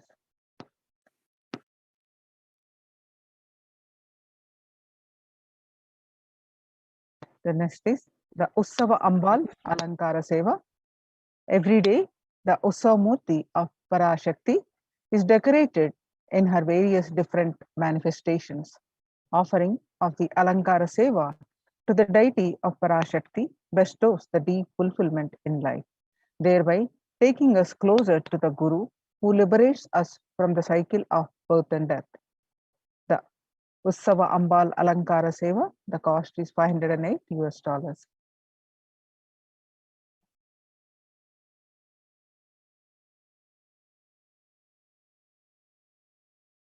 The next is Swamiji's Vishesha Ambal Alankara Seva. Every day, the Sachalamurti of the Supreme Pontiff of Hinduism in the Garbha Mandir of the Nithyanandeshwara Paramashiva Devalayam is decorated in the various manifestations of Parashakti. Offering of the Alankara Seva to the deity of the Supreme Pontiff of Hinduism bestows the deep fulfillment in life, thereby taking us closer to the Guru who liberates us from the cycle of birth and death. The Ussava the Supreme Pontiff of Hinduism, Vishesha Ambal Alankara Seva. The cost is $508 US.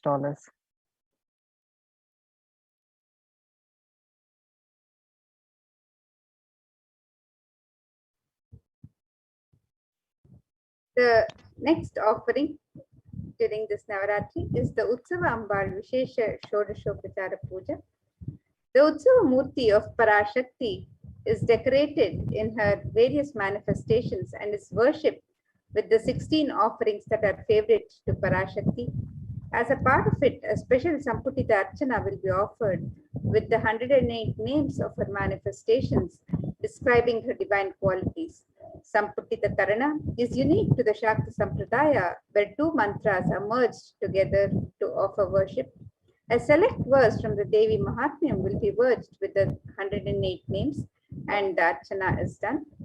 So you can make this offering of the Utsava Ambal Vishesha Shodashopachara Puja, and you can register for this seva on the website www.kailasamailer.com/sevas, and the cost of this seva is $1,008 US.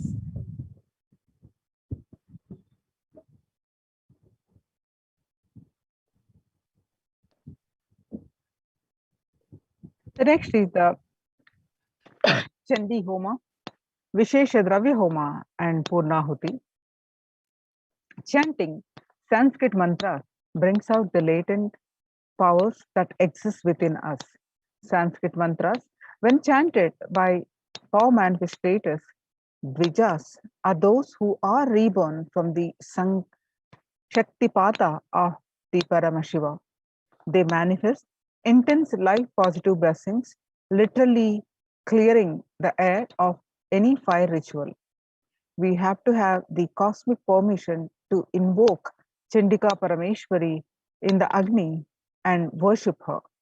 While chanting the Devi Mahatyam, the fire ritual demands the japam or incantation, the chanting of the Devi Mahatyam to be repeated 10 times to bring a cosmic allowance to invoke Chandi Devi in the Agni.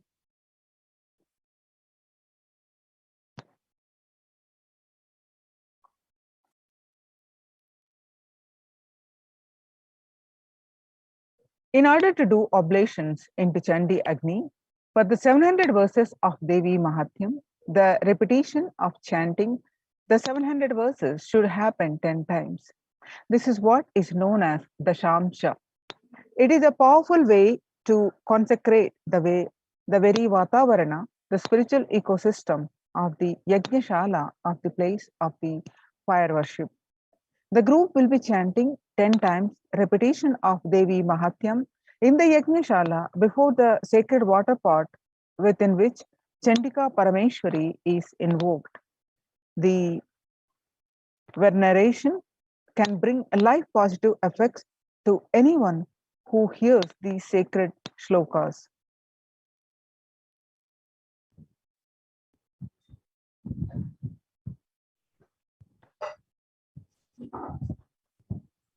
And the Savarnas, the surrounding energies, the Devatas, the Shalatis of Chandika Parameshwari, are invoked in the numerous water pots surrounding the main Kalasha of Chandika Parameshwari.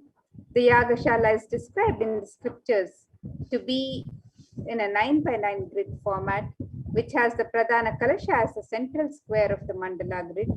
Toranam represents 4 Vedas protecting the Yagashala for negative energies to be warded off. The 4 Vedas are the most life positive vibrations that create a protective environment. Each Veda is involved in a firewall. The Toranam is a garland of leaves from the select trees prescribed by the Agamas. The occurrence of Banyan people, Ati and Purasu in scripture is always associated with auspiciousness. And the various benefits of the Chandi Homa are described in the Devi Mahatmya, and Devi herself promises this boon to all the beings who offer this worship to her.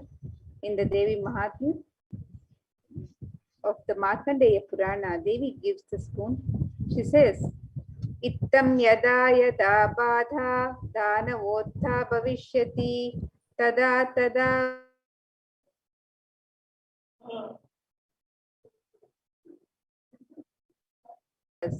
Whenever trouble arises due to the advent of the demons, I shall incarnate and destroy the foes.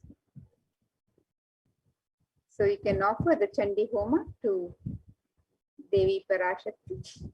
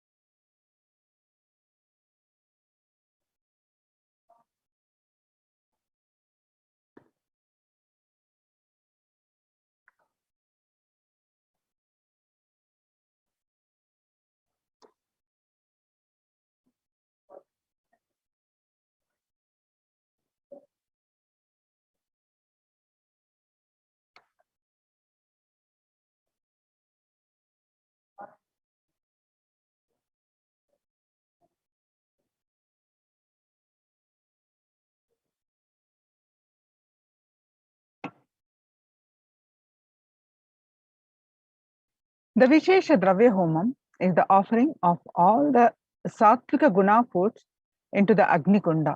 The gods of Brahma, Vishnu, Rudra, and Ananta are invoked within the Agni Kunda. The Agni Kunda top is set to the very mouth of the gods, while the pit below is the stomach of the gods.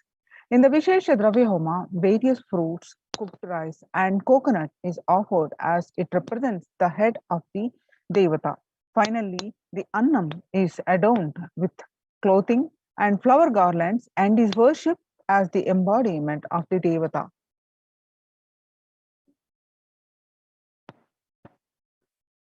The Chandi Homa, Vishesha Dravya Homa, is $5,000 US.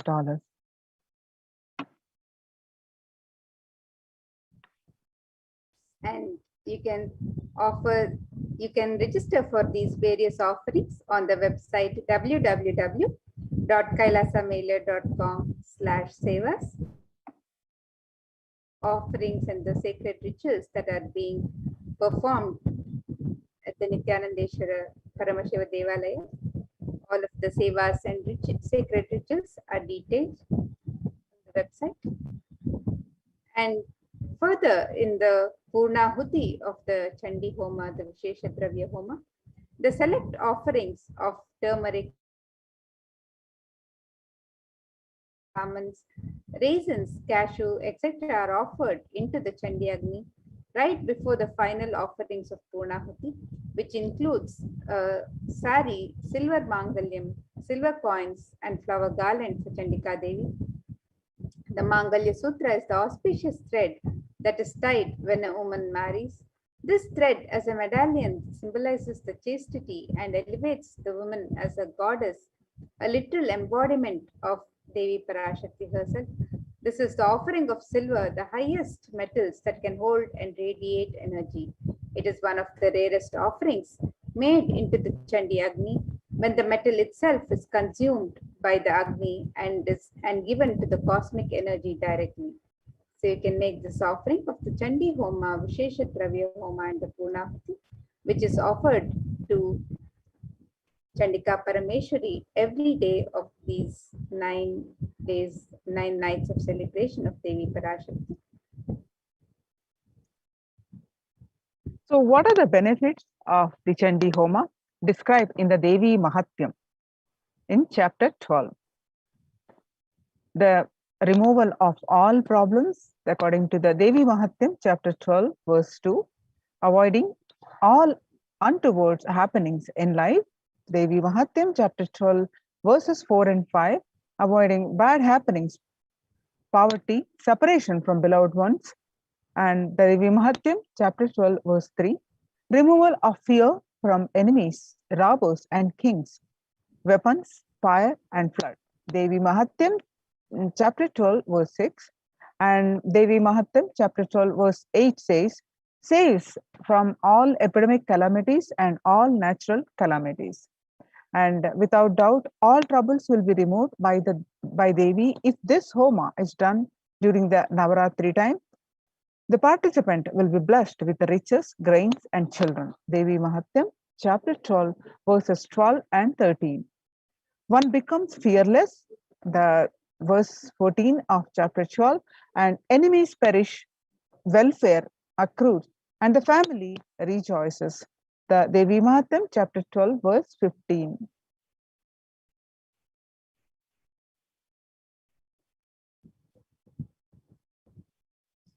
And chapter 12 of the Devi Mahatmyam, the various verses further describe the innumerable benefits, the merits of chanting Devi Mahatmyam and the offering of the Chandi Homa as described in Devi Mahatmyam. And these verses describe that the ill effects of bad dreams and negative influences of planets are removed. Planets turn favorable and result of good dreams manifest. Completion manifests in between human beings. Presence of evil spirits are driven away. All the worldly pleasures that are sought manifest, and also the supreme union with the cosmic mother happens, and one becomes Siddha, enlightened. Devi's grace happened, bestowing the below. According to the verse 12, Devi Mahatyam chapter 12 verse 20, perfect health manifests, all sins are removed, fear of enemies is removed, one is saved even from the dangers of being alone in the forest, surrounded by forest fire, surrounded by robbers in a desolate spot while captured by enemies. One is saved even from the dangers and protected by Devi, and when chased by a lion and tiger, when chased by wild elephants in the forest, when one is the target of the order of a wrathful king, and when one is sentenced to death, and when one is imprisoned, and when one is tossed about in the boat by the tempest in the ocean, when one is most terrible battle under the shower of weapons and all dreadful troubles.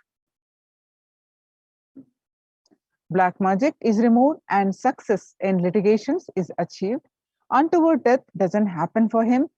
After unnatural death, he attains moksha. All the world pleasures that are sought manifest, and also the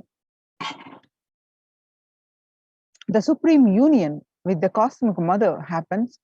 Evil possessions hunting the children are removed. The presence of all evil spirits are driven away.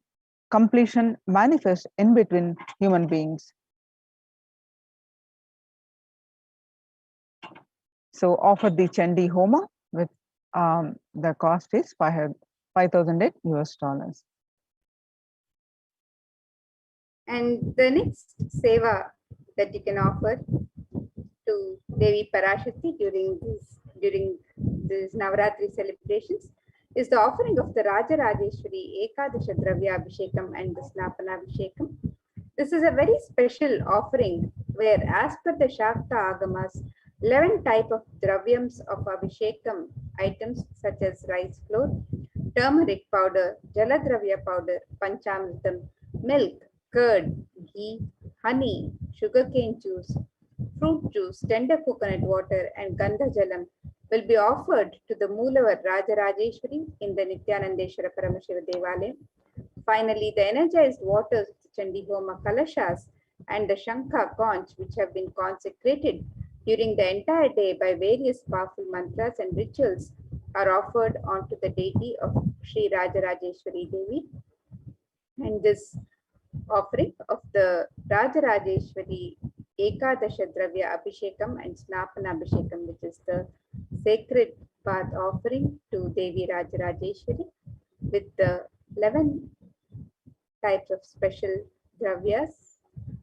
This seva can be offered to Devi Rajarajeshwari, and you can sign up for this on the website www.kailasamela.com/sevas, and the cost of this offering is $1,008.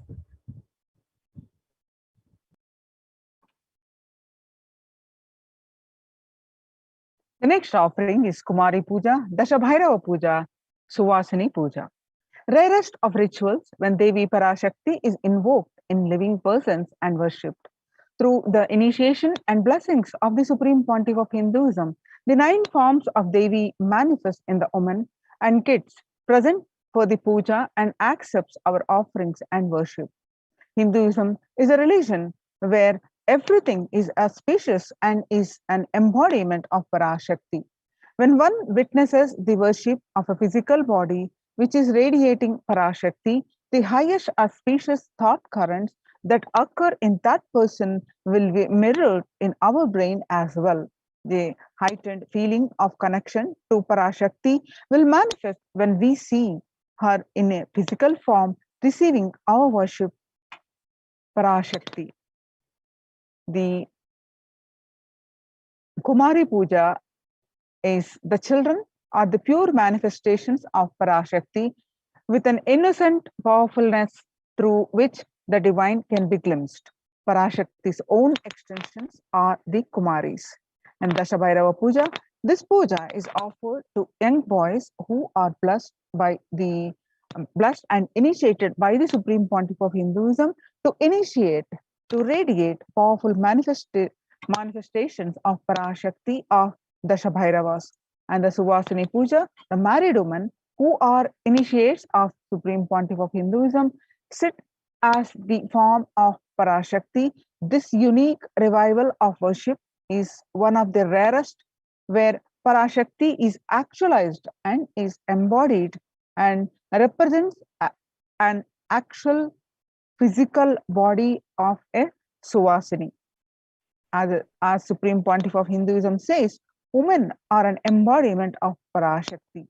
Here is a unique ritual in Hinduism recreating the same sacred sentiments Sri Ramakrishna had when he offered the Jadadhatri Puja to Sri Sharada Devi. The Kumari Puja, Dashabhairava Puja, Suvasini Puja, any one of these offerings are cost is $1,000.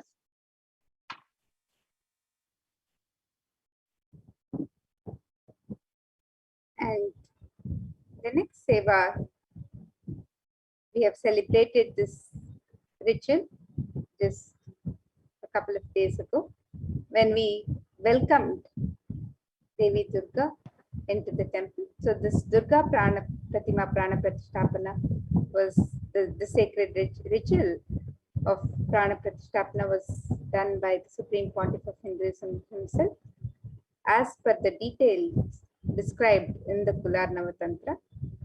And the deity of Devi Durga and the family of Bhagavati Durga, the deities of Ganesha, Subramanya, Mahalakshmi and Saraswati are all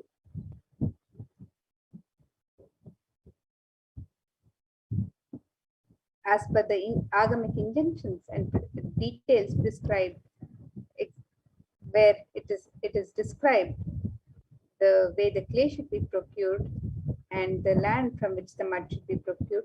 These grand deities are made with the exact proportion as per the Shastras and colored and decorated in the exact depiction of Durga Devi slaying the demon Mahishasura. Durga Devi is the icon of Hindu feminism, where the cosmic mother, the cosmic feminine, vanquishes the mass negativity, and tremendous amount of energy lands when Devi Durga receives Prana Pratishtapana by the Supreme Pontiff of Hinduism himself. So this sacred ritual has been offered at the Nithyanandeshwara Paramashiva Devalaya on the day that Devi Durga was welcomed, and we started the celebrations of the Durga Saptami, Ashtami and Navami pujas.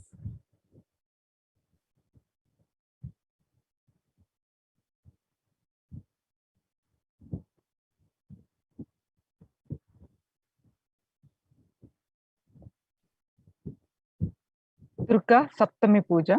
The tradition of Durga Puja is an ancient way for anyone to receive the grace and blessings of Paramashakti. When she manifests powerfully in the cosmos during the nights of Navaratri, Durga Puja is described in the Kularnava Tantra, and it is done with great pride and devotion in the traditions of Bengal. Durga Puja is an elaborate and intimate ritual where Bhagavati Durga graces and is worshipped with all the best of the best offerings described in the Agamas. The family of Bhagavati Durga, Ganesha, Subramanya, Saraswati, along with their respective Vahanas, all are worshipped and celebrated in the puja. This puja comprises of Mahasnana, Sodasopachara Puja, Arati, and these are the sacred bath, the elaborate and grand offerings, and the grand waving of light lamps. This puja is described in such detail and done preparing all year. The scriptural reference from Devi Mahatyam, chapter 12, verse 24 says, Sarvaswarupe Sarveshe Sarva Shakti Samanvite. O Queen of all, you who exist in the form of all and possess every night, save us from the terror, O Devi. Salutations be to you, O Devi Durga. The Durga Saptami Puja, the cost is $1,008. Then next offering is Durga Puja Arati on Saptami, Ashtami and Navami days. The offering of the Deepa Radhana is the offering of flames in various towered temples, various towered lamps. The Gopurarati is numbered representing the 108 different nadis or energy centers in one's body. The Jyoti or lamp has the unique ability to dispel darkness when we light these tower lamps and offer them to our beloved deities. The lamps awaken and align our energy centers to receive the darshan of the deities. The upliftment of our energies and senses through combination of the lit lamps and the rhythmic ragas of Nadaswaram and Tawil takes us to a surreal experience of deities, darshan, and transports us to the authentic experience of Kailasa's ambience. The Durga Puja Arati, Saptami, Ashtami, and Navami days, the cost is $1,008. The next is Devi Mahatyam Parayanam. Devi Mahatyam, the glory of the goddess, also known as the Durga Saptashashi, Chandi or Chandi Pata, describes the victory of the goddess Durga over the evil forces, the asuras such as Madhukaita, Mahishasura, Dhumralochana, Chandamunda, Raktabija, Shumba Nishumba. Devi Mahatyam is the very definition of the nature of Divine Mother. She is the Moola Prakriti, the root nature of all that manifests. She is the force that drives everything in the universe. Devi Mahatyam is also significant in that it regards various forms of Devi, ranging from the fearsome and dangerous Kali to the benign and gentle Shri. As fundamentally united, 10 priests will be chanting the Devi Mahatyam, which makes it a total of 7,000 verses every day. The scriptural reference from the Devi Mahatyam Ya Devi Sarva Bhuteshu Vishnu Mayeti Samstita Namastaste Namastaste Namastaste Namo Namaha. The first sloka gives respect to Vishnu Maya, O Devi, you who are existing in the form of energy in all. I bow down to you, I bow down to you, I bow down to you. The Devi Mahatyam Parayanam, the cost is $508 US. The Durga Ashtami Puja. This ritual is the recreation of the cosmological event when Devi Durga slayed the demons Mahishasura. The event when mass negativity was removed by Devi on the time transition between Saptami and Ashtami. This is the Shanti. At this time, a grand puja is offered to Durga Devi along with Lakshmi, Saraswati, Ganesha, and Subramanya. When these cosmological events are recreated at the same time in history, the stars and celestial bodies are in the same position as they were years ago. The same possibilities of events happen, the same mass negativity will be attended by the Cosmic Mother. These rituals are the times when the same energies of the cosmos manifest as a divine clairvoyance and clear the mass negativity from the planet. The Durga Ashtami Puja, the cost is $1,008 US. The next is Ashtami Kumari Puja. Kumari Puja is a ritual done before Devi Durga when a young girl is decorated and worshipped as the embodiment and representation of Durga Devi. This is one of the rarest pujas when the Cosmic Mother comes in the form of a young girl child to accept our worship and devotion. This is one of the sweetest and most beautiful rituals to witness, especially after the powerful Sandhi Puja. The ferocious energy of Durga Devi is pacified as she appears as the young child, accepting our prayers and worship. The same gratitude and reverence all of the gods had for Devi for removing Mahishasura is remembered as the puja is offered to Devi as Kumari. The Ashtami Kumari Puja, the cost is $508 US.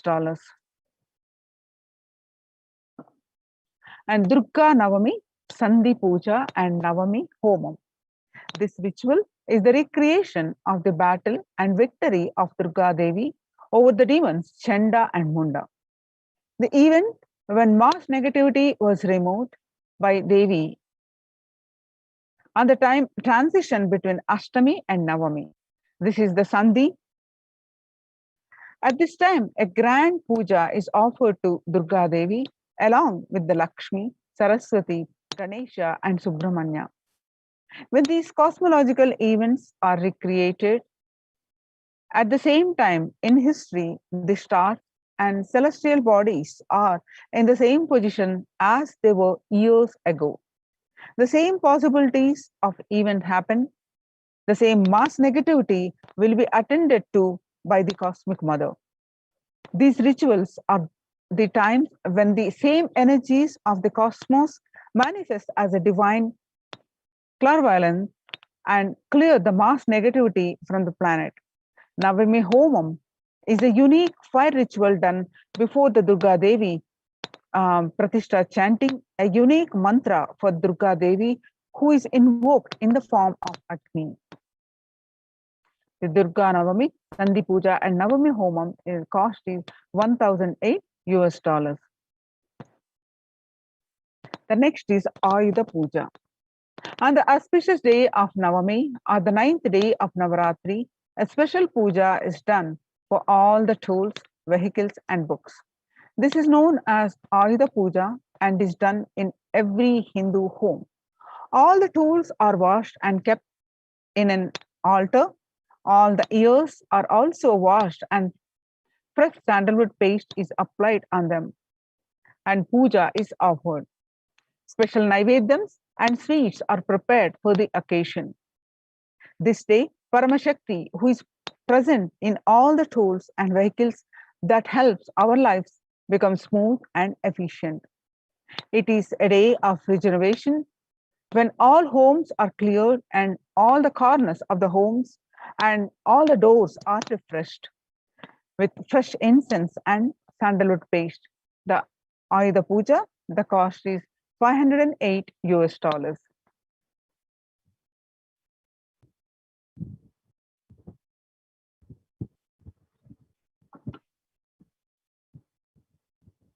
And the next seva we can offer to Devi Parashakti during this Navaratri is the Utsava Rajarajeshwara Swaranangi Alankara Seva.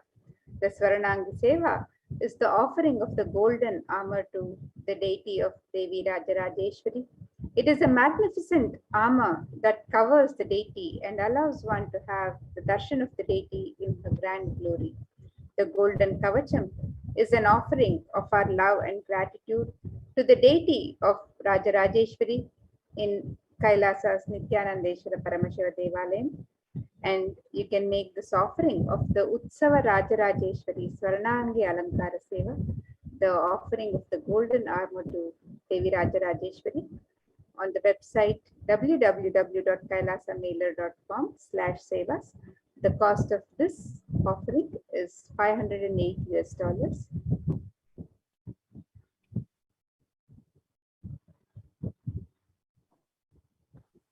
The next is Mahanaivedya Seva on Vijayadashami.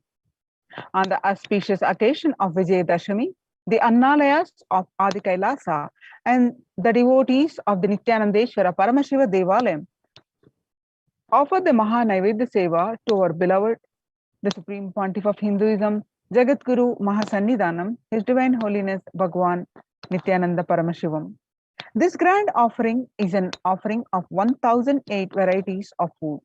This celebration is an offering of our deep love and gratitude to our beloved Swamiji. We celebrate this Maha Naivedya Seva only 4 times a year. On the day of victories, the Maha Naivedya Seva is one of the choicest offerings one can make celebrating Bhagavan's presence in our life. Maha Naivedya Seva on Vijayadashami, the cost is $1,008 US.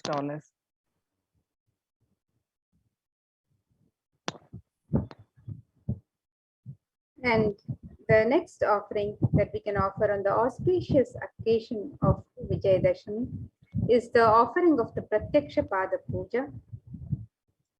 And this verse describes the glory of worshipping Devi's of Guru's sacred lotus feet. And this verse says, Shoshanam Papa Pankasya Deepanam Jnana Tejasam Guru Padodakam Samyak Samsararnavatarakam. The translation for this verse: the water of Guru's feet dries up the mud of the sins, lights the fire of knowledge, and causes one to cross the ocean of worldly material life of Maya in the right way. And you can make this sacred offering of Pratyaksha Pada Puja to the sacred lotus feet of our beloved Guru, the Supreme Pontiff of Hinduism, Jagadguru Mahasannidhanam, on the auspicious occasion of Vijayadashami. And you can sign up for this seva on the website www.kailasamailer.com/sevas. And the cost of this offering is $1,008 US.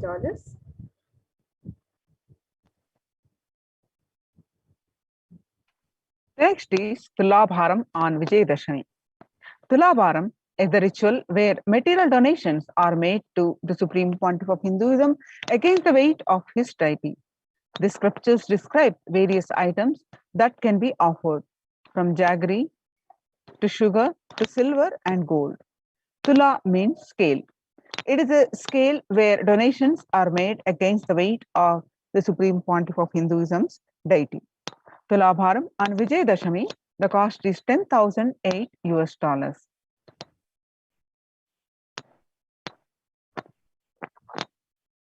And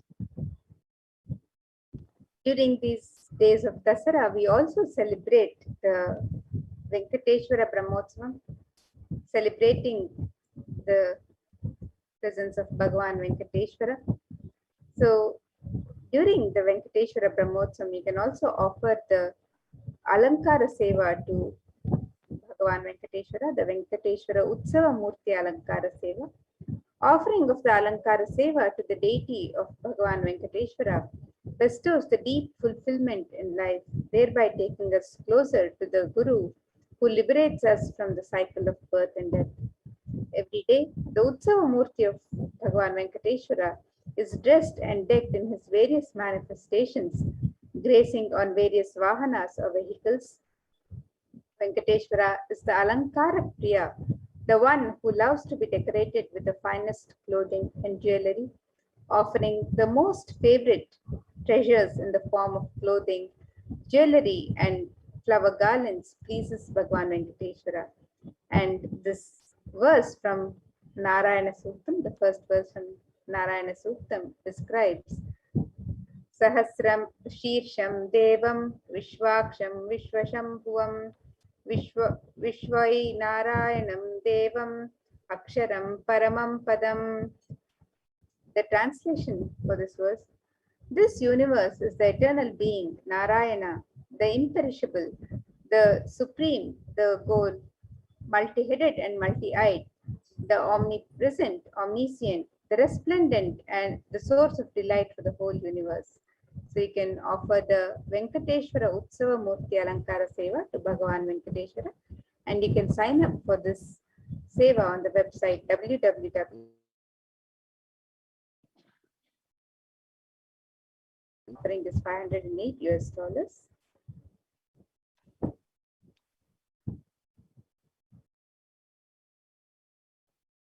The next is Utsava Venkateshwara Navakalasha Abhishekam. Every day afternoon, the Srivari Venkateshwara Brahmotsavam, the Lord of the Seven Hills, Venkateshwara Utsavam, is offered a cooling Abhishekam or sacred bath offering of a unique ingredients which are all a favorite of Venkateshwara. They are the milk, curd, ghee, honey, fruit juices, coconut water, Chandana Jalam, Shraddha Jalam, Haridra Jalam. This seva is a unique offering to please the Venkateshwara. When we offer this seva, we get the grace and blessings of Venkateshwara for healthy and prosperous relationships, abundance in wealth, health and well-being, but purification from karmic baggage. You can all sign up with the, you want to offer any of these sevas, you can offer kailasamailer.com. So you'll be projecting the web link and go over these offerings.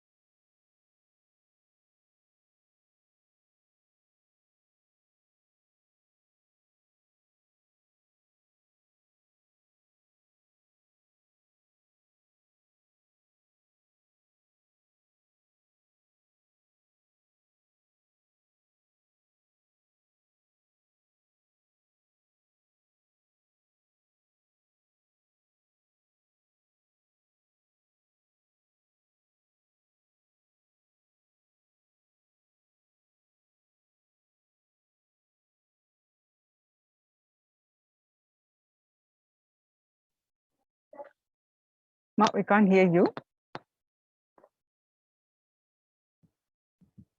Yes, sorry about the technical glitch. Yes.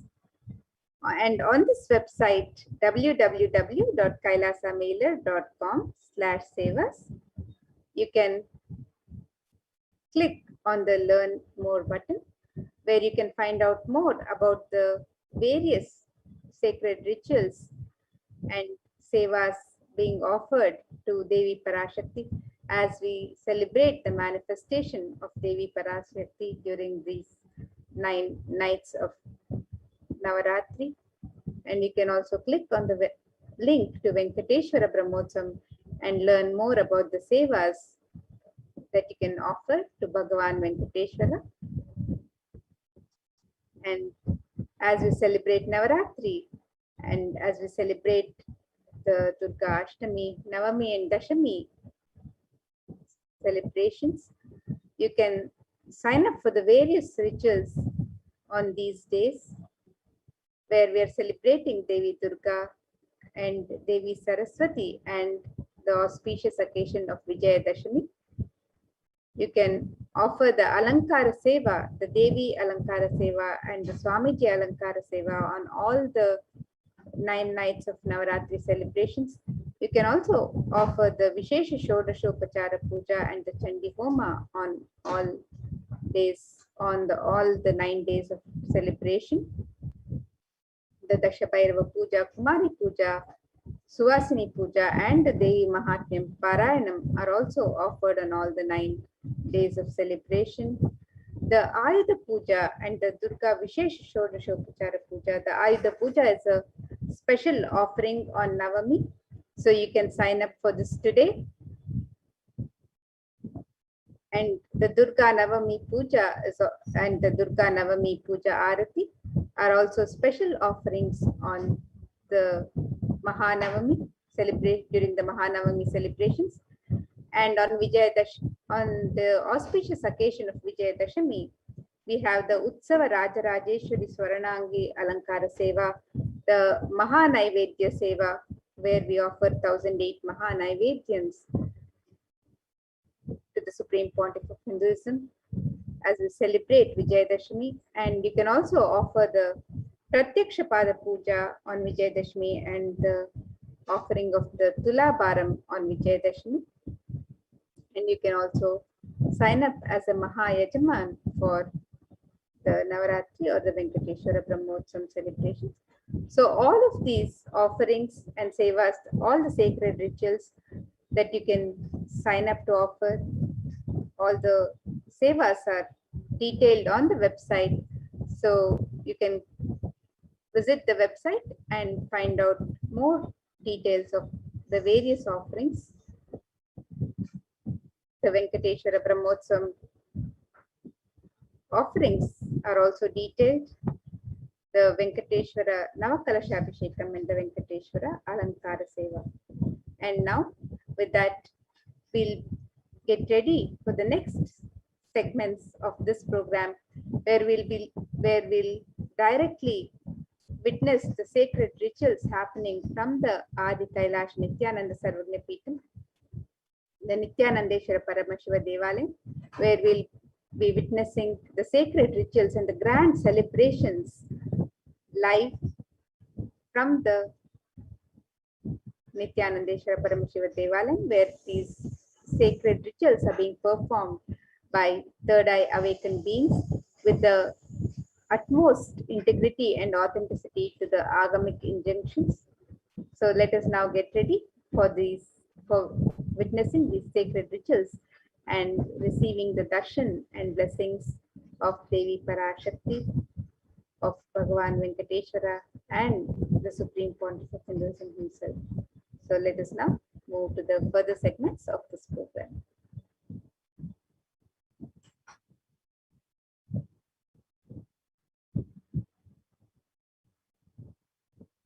We can chant the Mahavakya as we get ready for the further rituals.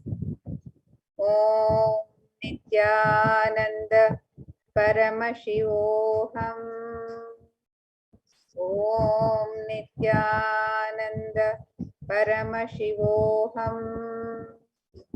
ॐ नित्यानन्द परमशिवोऽहम्